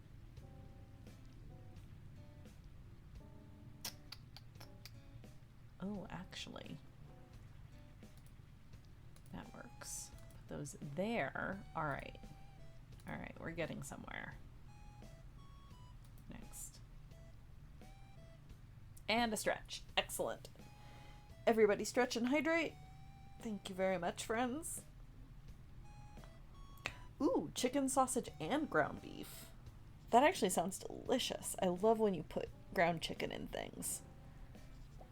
I feel it's vastly underutilized. Also ground turkey. I actually really love a good ground turkey chili. Okay.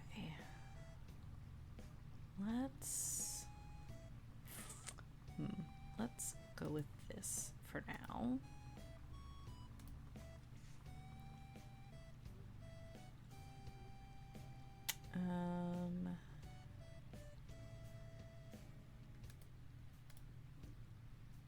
Sure.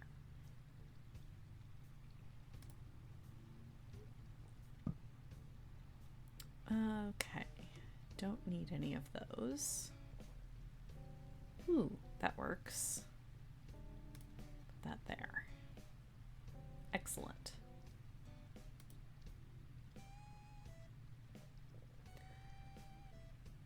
Right, wingspan. So I have this guy in my hand. I need a rat. So yeah, let's actually just gain a food.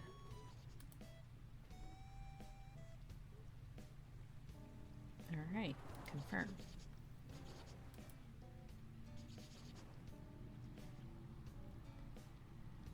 Okay. So the special sort of thingies for this round are, it wants you to surround the bandits as usual.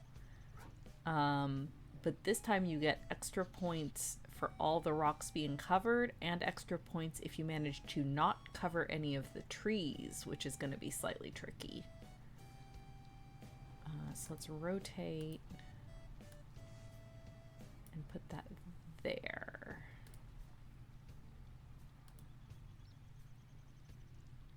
Oh, good. Love a single. Let's, I guess, put it there, actually.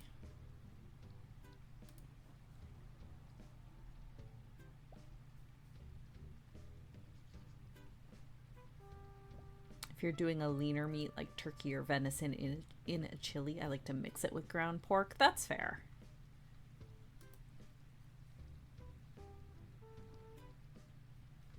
You do definitely want some heartiness to your chili. I'm also the weirdo where I actually like adding pasta to my chili. Not like a ton. It's not a pasta dish. It's still chili. But just adding like a cup or two of elbow macaroni noodles to it just to give it a little bit of extra texture and a little bit of extra body. Kara thinks I'm crazy. But like that's always how my family made chili, because we did the whatever's left in the fridge kind of chili. Oh. Kite is kicking my ass. I probably should koi koi. They're very close to a chaff though. Well, YOLO.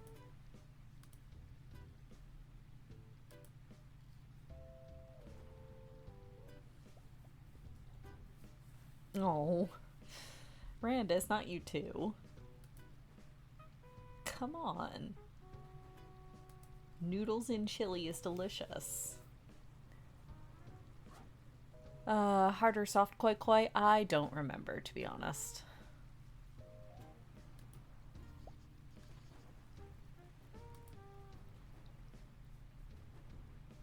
Okay. Yeah, let's go ahead and sell this one. Okay, so I can get 5 money or 2 victory point things.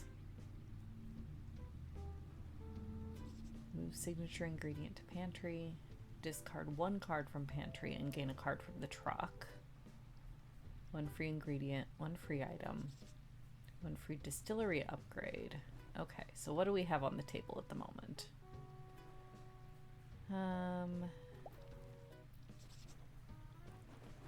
Intern researcher. Once per market phase, may discount 1 recipe cube by 2.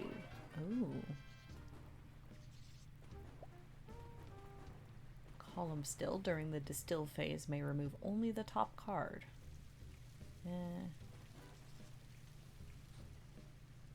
During the sell phase, add 2 money to the sell value of each spirit that you sell. That seems pretty good.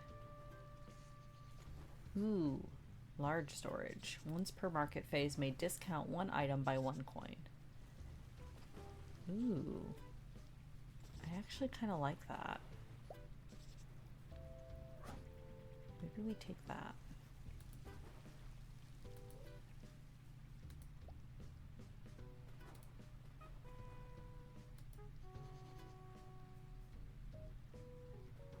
Okay, cool.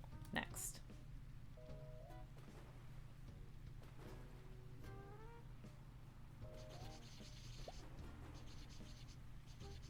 Tacos.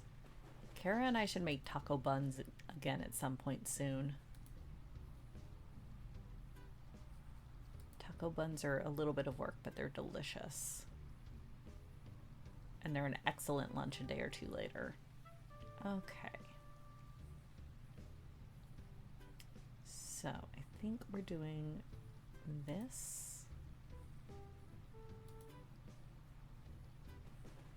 Alright, 2 bonus tiles, huh? There's actually not much in the star that's useful to me at the moment. Let's do...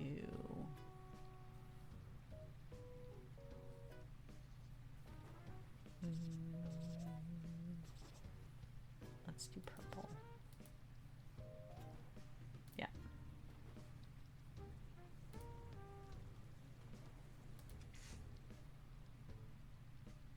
Okay.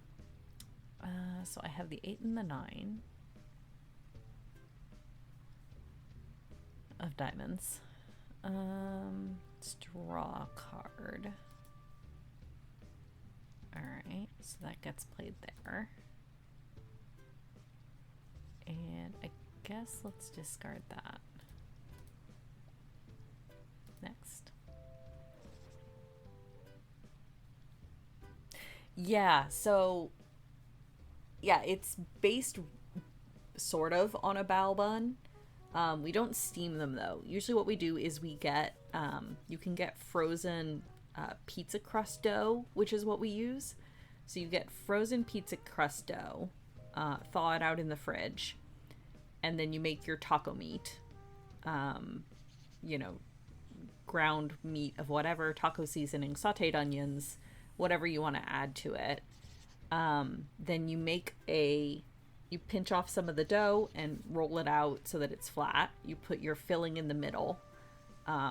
We usually add cheese to it as well. So the scoop of the taco meat, a bunch of cheese, and then you wrap the dough around it and pinch it closed. And then we usually bake them instead of steaming them. But you absolutely could steam them because the taco meat should already be cooked. You should pre-cook that. So when you put them in the oven or steam them, you're basically just cooking the dough and rewarming the meat and melting the cheese and stuff. Yeah, we usually put them in the oven with an egg wash on the top for like 12 minutes. 12 to 15 minutes, I think, whatever it says on the dough package. And yeah, they're delicious. Because it's taco goodness, but just wrapped up in like a compact bun. We kind of base them off of like curry buns or like steamed pork buns that you get. They're amazing. Because I love taco meat and cheese. Okay. A throw card, huh? And this is a brand new game, so nothing is on the board yet. So let's start with this.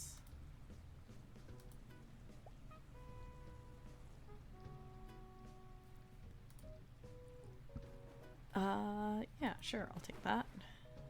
Next. Okay, well, that's a lot of 4s, which makes a lot of 8s. Let's do that.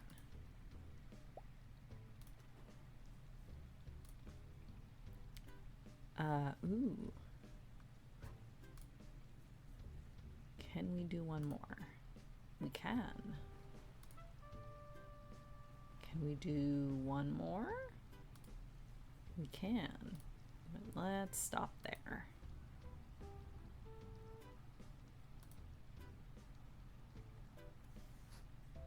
Poison never tasted so good. Well, that's why we home make them, because then we can make them safe for me. Whereas if this was something that was made in like a store, I wouldn't be able to eat it because I wouldn't be able to tell if it was safe or not. But when I make them myself, I can guarantee that there's no peppers. Or at least not enough to hurt me.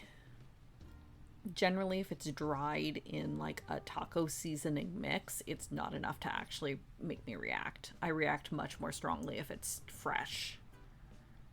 Okay. 2 cards to Kitte's crib, huh?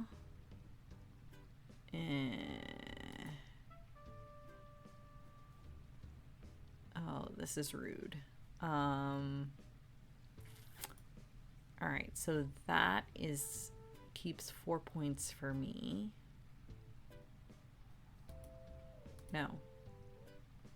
6 points for me. If I did that, that's just 4 points. If I did that, that's also just 4 points. So I guess that.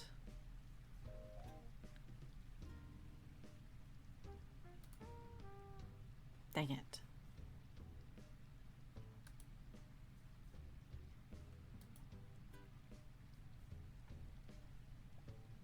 Yeah, usually dried, if it's like dried chili powder and it's like used very heavily, then I can have some problems with it.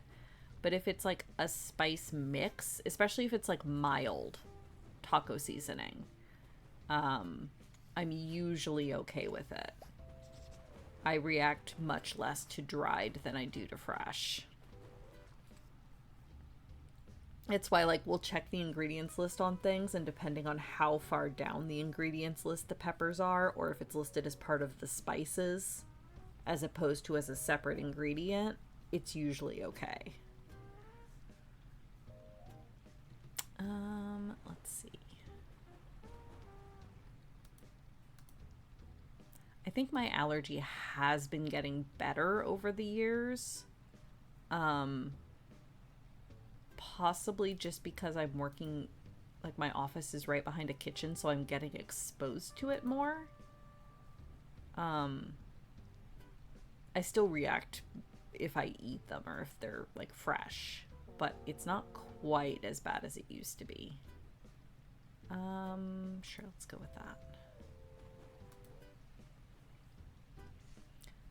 Ooh, right, okay. Count cards, SJ, count cards.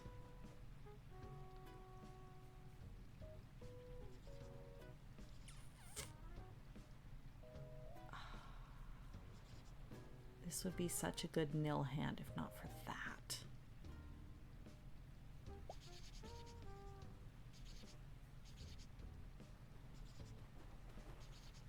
It's either one or two. Oh, I wish I could bid nil. That's such a good nil hand.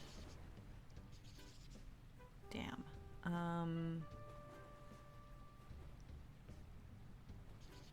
I always seem to underestimate. So let's do that.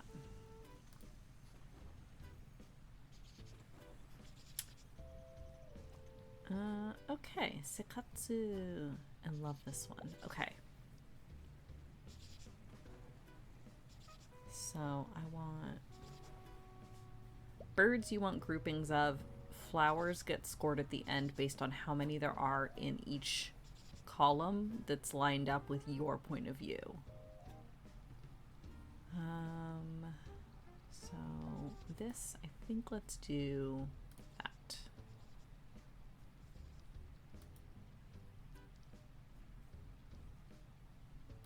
And that.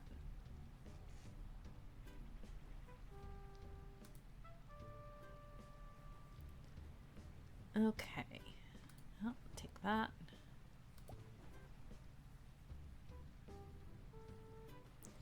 Ooh. Oh, I like that. Okay, let's do that.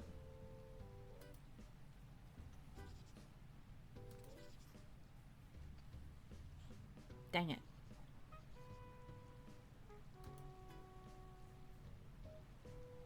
I was hoping for more X's. Oh, it's Kuma's turn. Right. Next. Mm-hmm.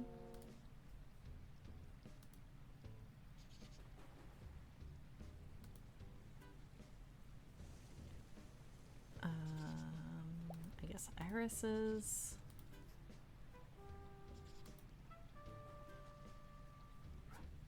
Ooh, excellent. Love trips.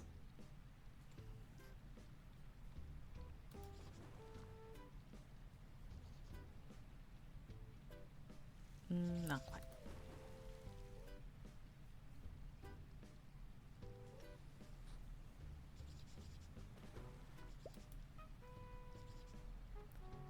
Okay, draw cards. Ooh. Hell yeah. All right. Put those there and out. I'm still not winning, but it's satisfying to be the one that goes out.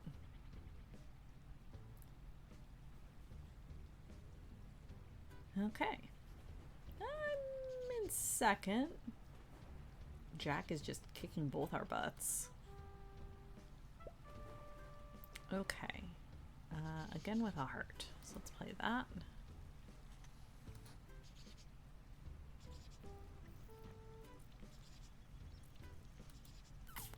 Alright, sell that. Okay. What What is currently in my pantry? Just alcohols. Okay. One free ingredient or one free item. So my current recipes, where do I view that? Oh, down here, right. Right, so my signature is, oh, it's a one-time use. Okay, I didn't quite realize that, but all right, that's fine. So I don't actually need to worry about that signature ingredient anymore now that I've actually done that. So that's good to know. That requires like a clay jar. That also requires a clay jar. So maybe I should see about grabbing one of those.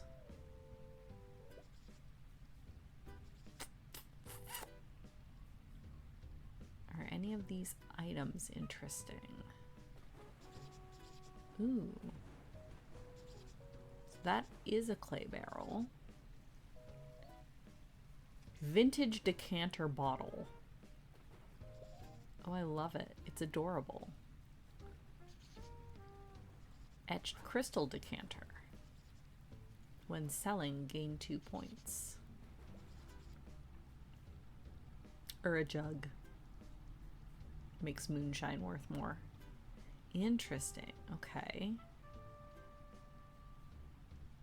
Each flavor card. I do love the cat though. That's adorable. Maybe I just want the cash. I think maybe I just want the cash.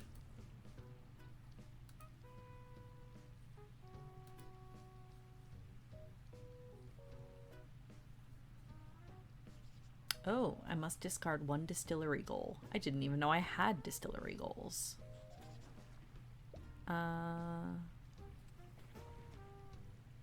Probably this. Yes. Next. I have so much cash, right? I have more cash than I may ever need. Yeah. But then I could buy things. Look, this is the first time I've played this game. I'm still figuring out how it works, okay? It usually takes me 2 or 3 times to work out a decent strategy on those kind of games. I will say I'm so far liking Distillery a bit better than Age of Champagne. That might just be because the UI is easier for me to parse, but that might just be me. Let's do that.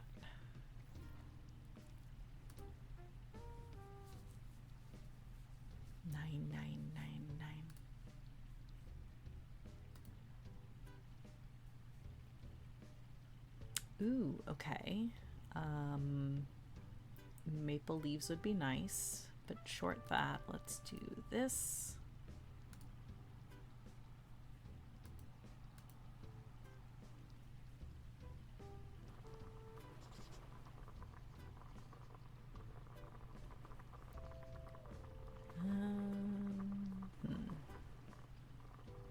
Let's actually flip this one around and do that.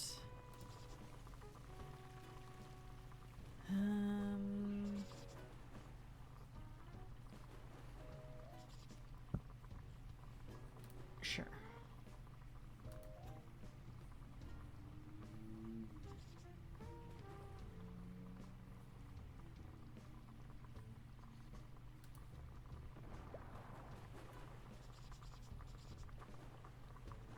Okay, hang on. Yeah. Okay, that should work. So if I do that, and then, no. That. Yes, this will work.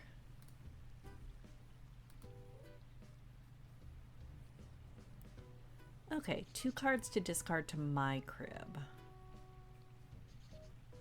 I guess probably just this. Leaves a lot open. Hopefully the flop is good. but it leaves a decent chunk open. So let's do that. Okay, okay. That's pretty good. That's actually really good. Excellent. That's probably about the best flop I could have had. Okay. Discard that and pick it back up. Oh, 0-0. Don't see that often.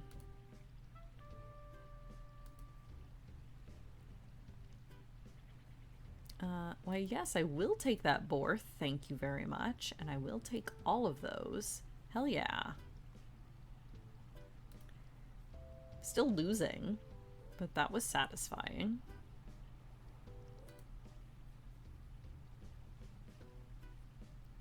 Okay, play a 4.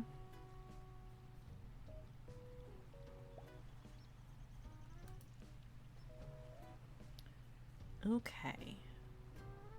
So I think what I want to do here is pick up this, but keep that. And then see what the next hand gives us.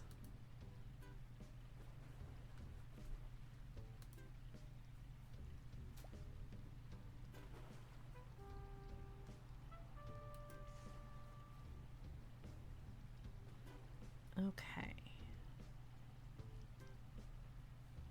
Red bird, yellow flower. Green bird, yellow flower. Blue bird, blue flower. Let's put you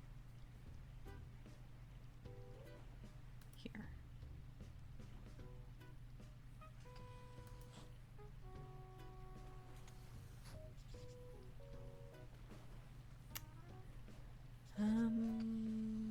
Yes, let's pick up that ribbon. Thank you.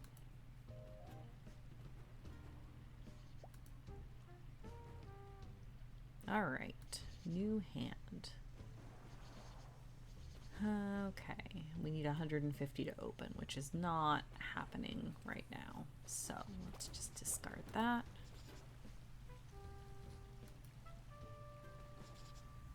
All right, there we go. All caught up. Thank you very much for the games, friends. Flip back to this. All right. 1 second while I move back to my seat.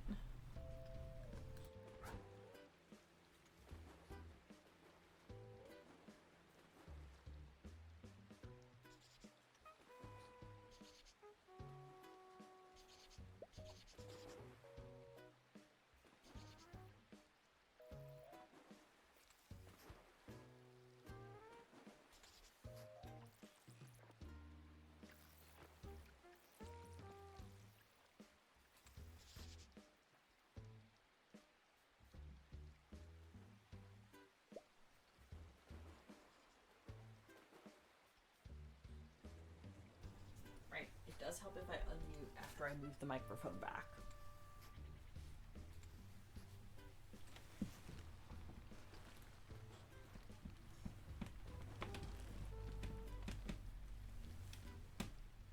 Alright, let me just pull my chat back up on this monitor.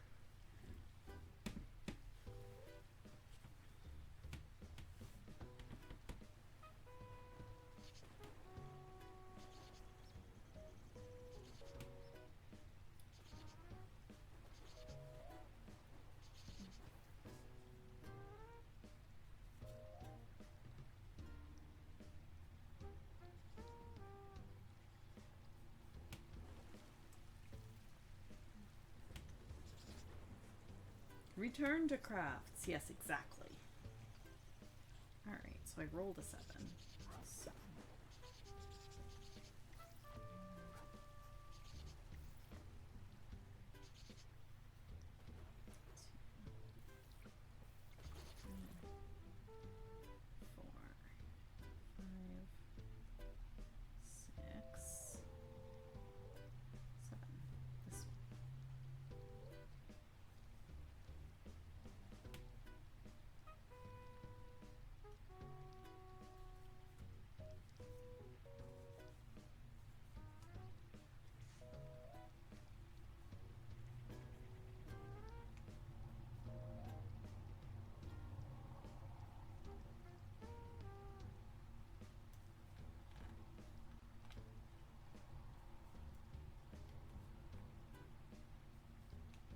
Is Sasha still passed out asleep on the couch?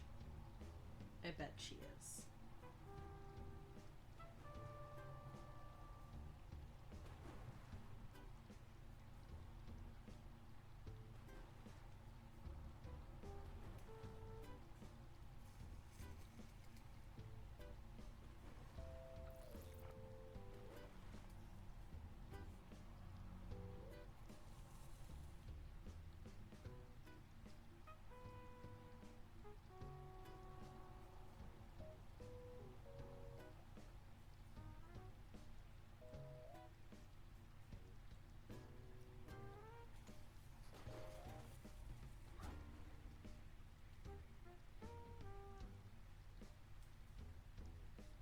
She is so asleep. Yeah. Yeah.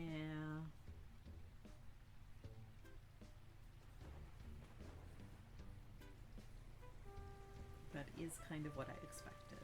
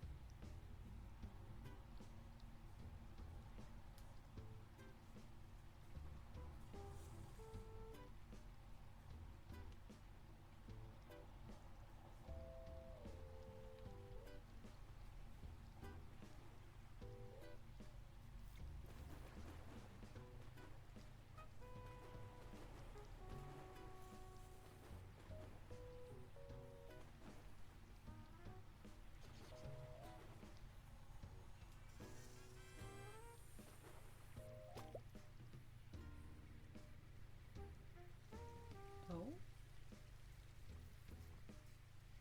I think I hear her crunching kibble. Am I hearing things? Or has she decided to move in the last minute and a half because she heard us talking about her?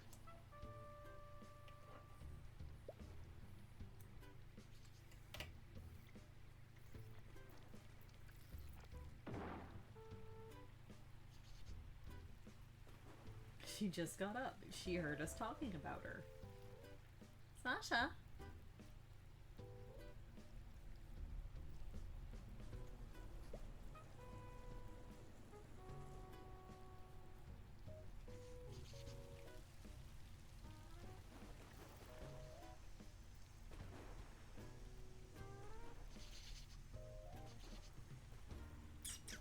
Sasha, come here. You haven't come to see me in a while. Oh, a one. That's this guy.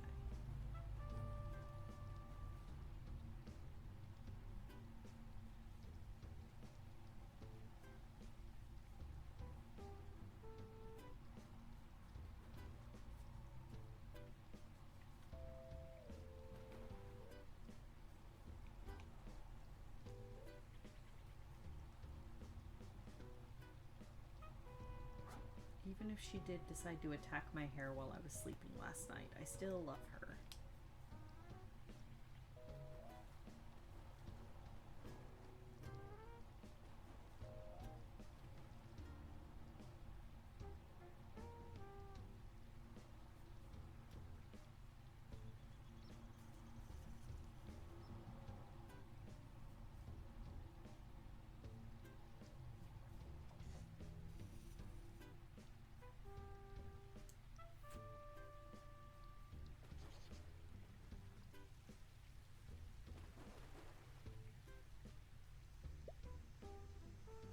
Clearly my hair was a threat. I mean, potentially. I don't know.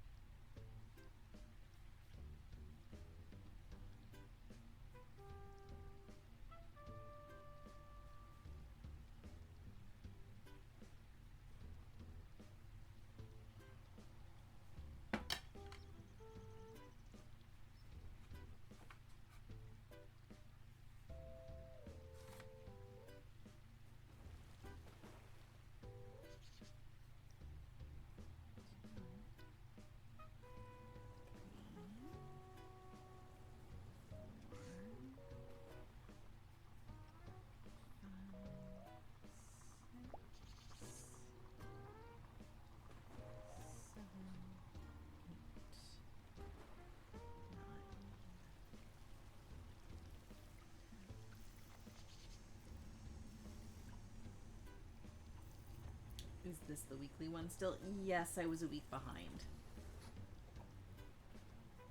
I have not been feeling great this week, so I fell a bit behind. But yes, the idea for this one is still theoretically 1 hexagon a day.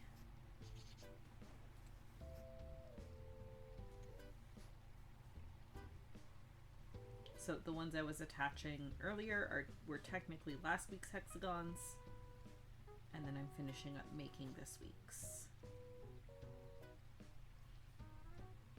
And we should probably have just enough time to actually attach them all. If not, I'll do some sewing between streams.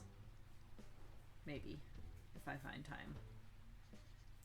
I need things to stop happening.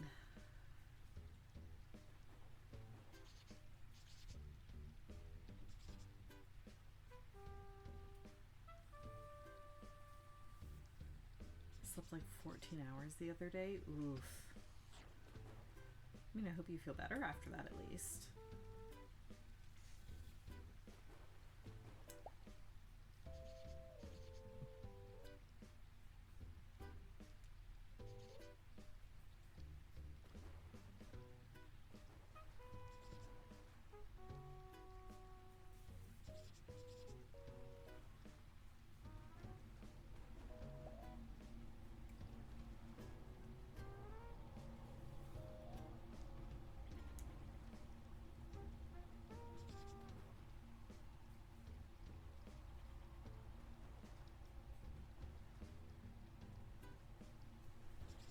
I no longer hear the sound of crunching kibble, so I presume Sasha has returned to her nap spot.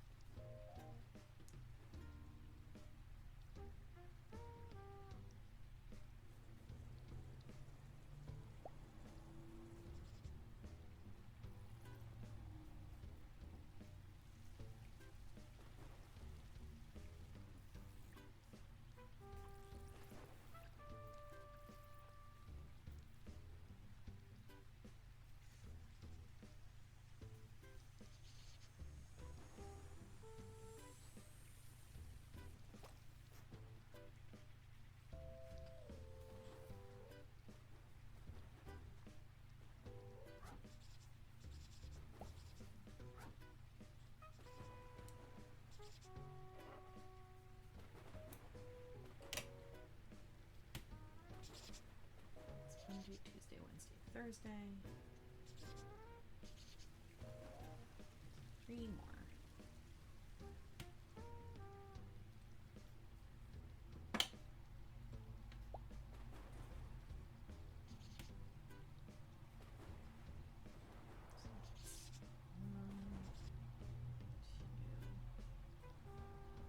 two, 3.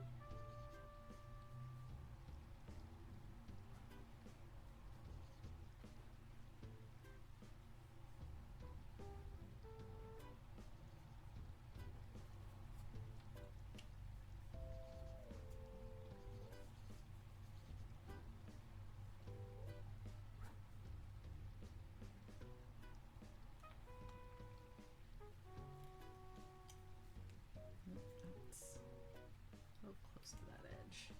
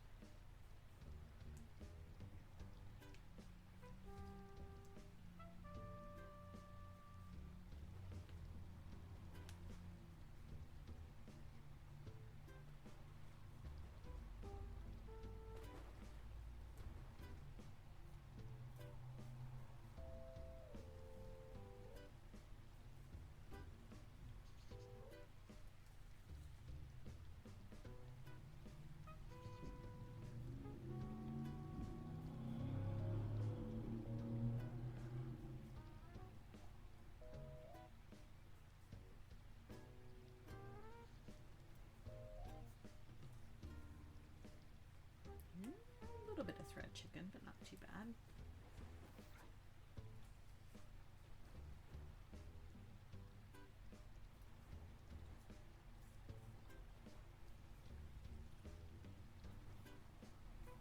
There we go.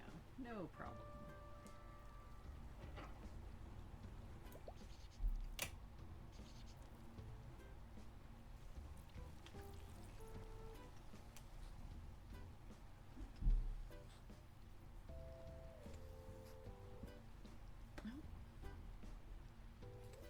Camera tilted at some point. Sorry about that, friends.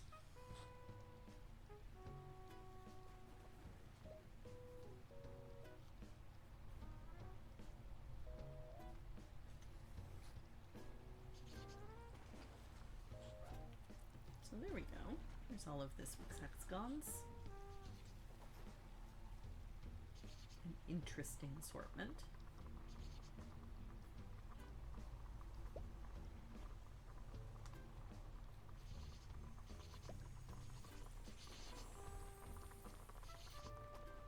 Do a bit of a shuffle here.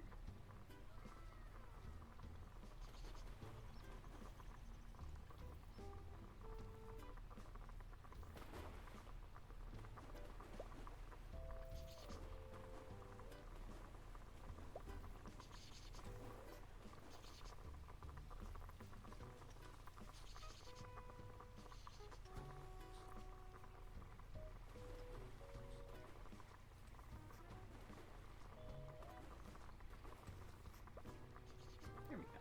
Call that shuffled. Don't need that pin. Do need some thread.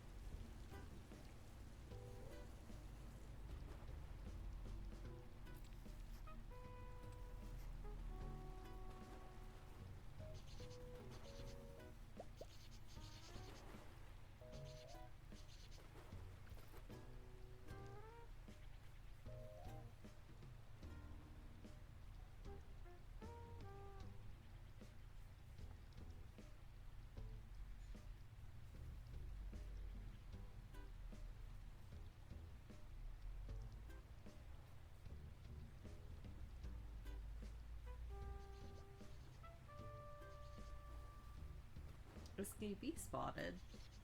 Ah, the ducks. Yeah, sometimes they do that. Especially when you get this many in the pool, they kind of pile up sometimes.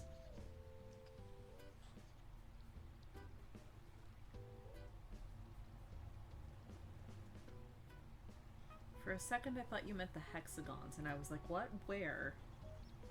How did I manage to lose a hexagon?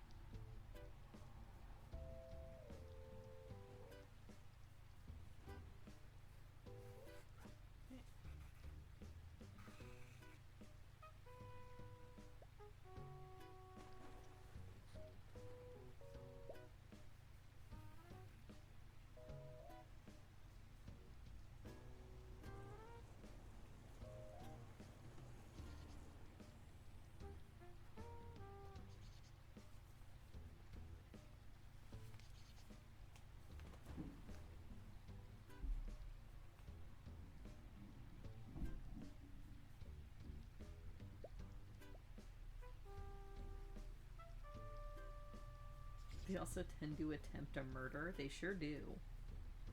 Some of them are capable of murder.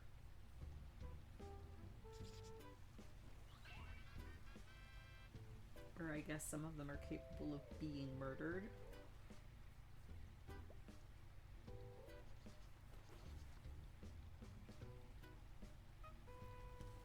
I am considering upgrading to one of the larger pools. Because this one's getting a bit crowded. This is one of the smaller pools.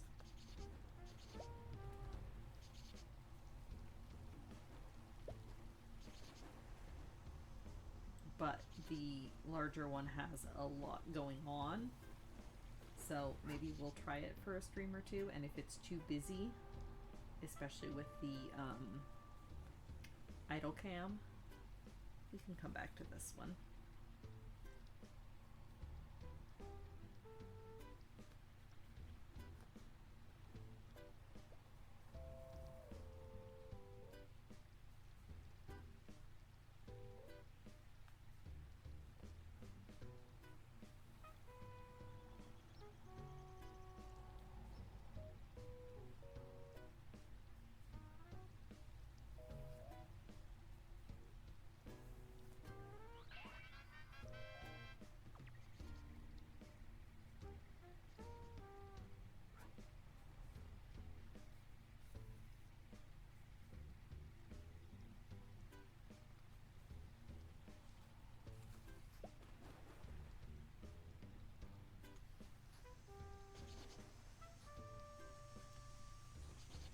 Look, Dobby, if you're a balloon duck in a pool where there are ducks with knives and pins, I don't know what to tell you. Something bad may happen.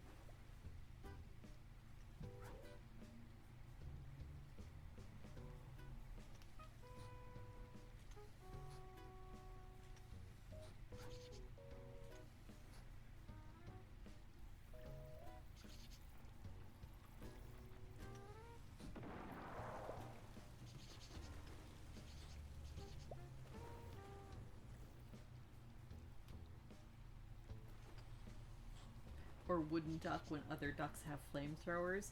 Yeah, but the difference is wooden duck gets set on fire, but it doesn't go anywhere. And it can occasionally be put out by some of the water spraying ducks. When the balloon duck gets popped, it goes away. Like, it leaves the pool.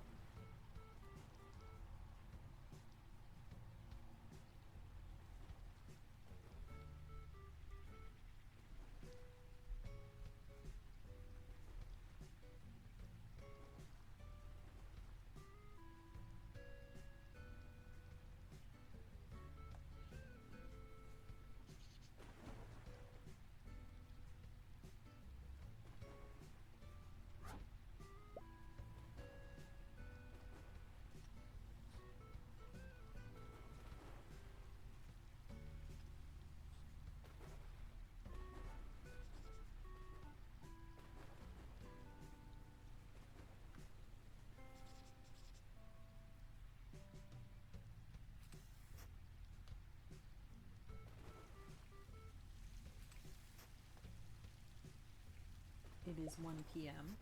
Reminder, if you are in a place where you should have gotten food, please go get food.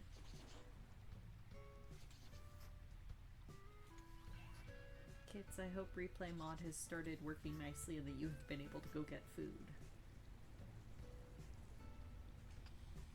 If you are still fighting with Replay Mod, please consider putting it down and going and getting food.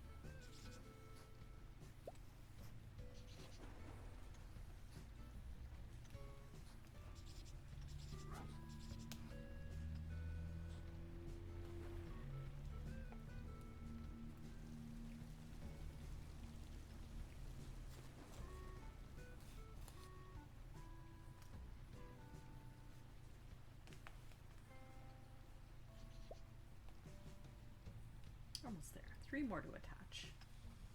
I'll probably end up ending stream a little bit early once I get these last few hexagons attached. Considering it is my wife's birthday and I would like to spend some time with her.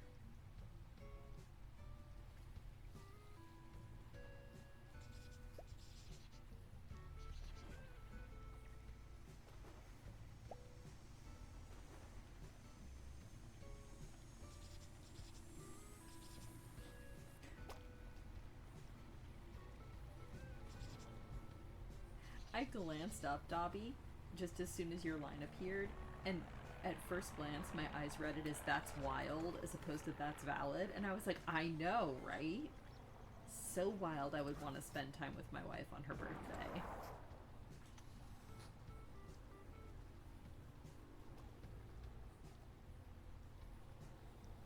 So weird.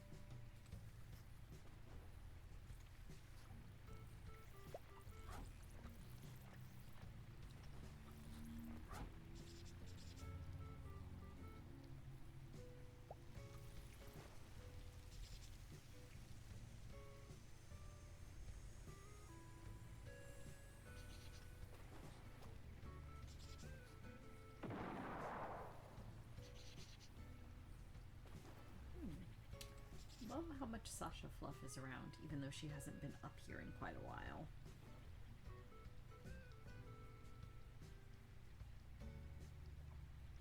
Well, I guess she's been in the room. She just hasn't been up here to hang out on stream in a while.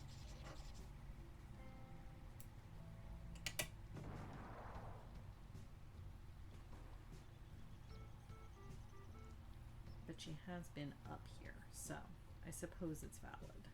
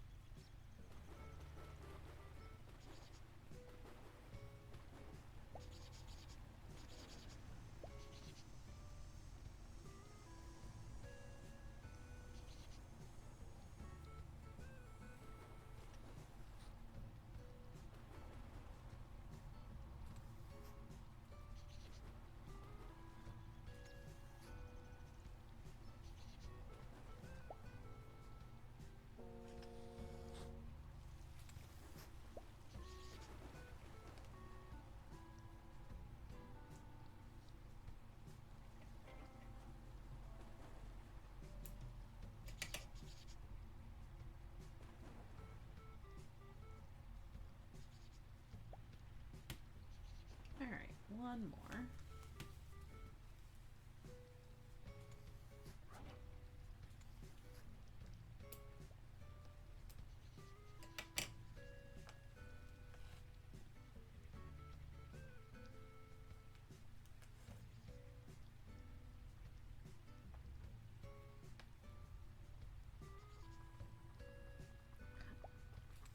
Parsnip, potato, tomato, onion, leek stew, and carrot.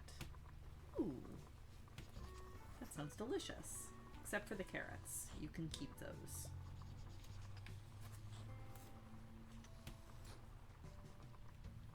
Everything else on that, well, I'm not super fond of tomatoes, but everything else on that list is fine except the carrots. I hereby declare you may have all of my carrots.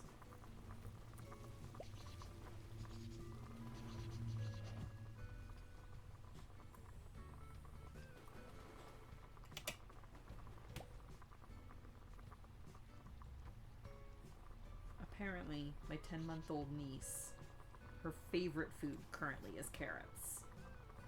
And I'm like, good, she can have all of them. But she hates peas, which I really like, so we can trade. It works out. Raw carrot and pepper. Ugh. Yeah, probably good we don't share meals.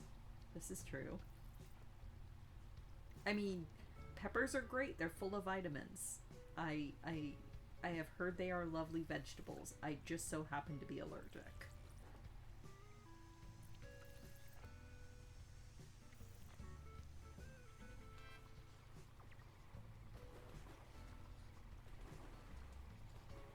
See, for me, the whole problem with carrots is the texture of them raw. So I will eat carrots, but only if they've been roasted to the point that they no longer have that texture. If they're nice and soft, or if they're like pureed into something, I don't mind the taste of carrots. It's specifically the texture of it that I just cannot handle. Do not want that in my mouth. Thank you. So yeah, if they're in a stew, they're probably okay, because usually in a stew, they're stewed enough that they've softened a lot. Then I'm fine with it. But if there's any of that, like, crunchiness left, I just nope out.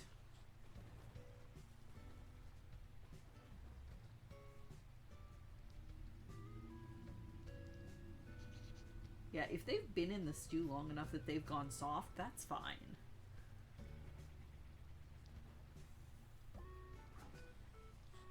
These will be parboiled and then briefly fried and then stewed for an hour plus. Yeah, I would at least try them. That's the thing. I will at least try them. And then, if the texture is wrong, I will cease to eat them. But I will try them.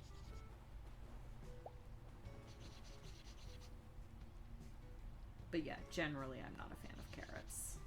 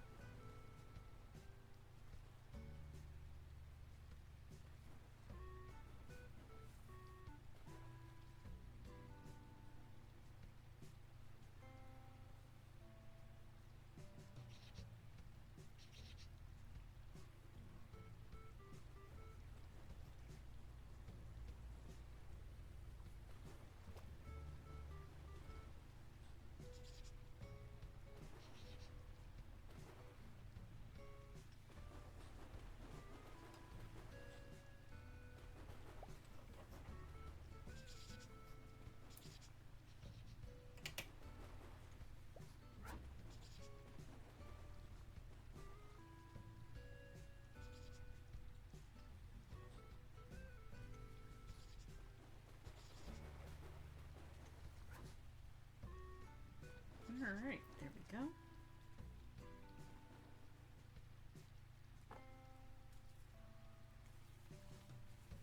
So that is, we are now once again caught up on hexagons.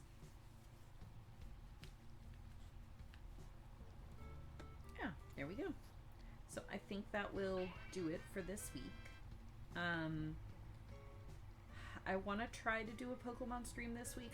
About the only evening it might work is Thursday. We'll see if that happens or not. It's gonna be a bit busy. But regardless, I should be back next Sunday. We're having friends over the Saturday night, but I am no longer the wild and crazy 20-something I used to be, so I should be fine Sunday morning to stream. But yeah, until then, I hope you all have a great day, have a great week, take care of yourselves, take care of each other, drink, eat, sleep, do all of the things, and yeah, I will see you guys later. Let's see if there's anyone interesting up to raid.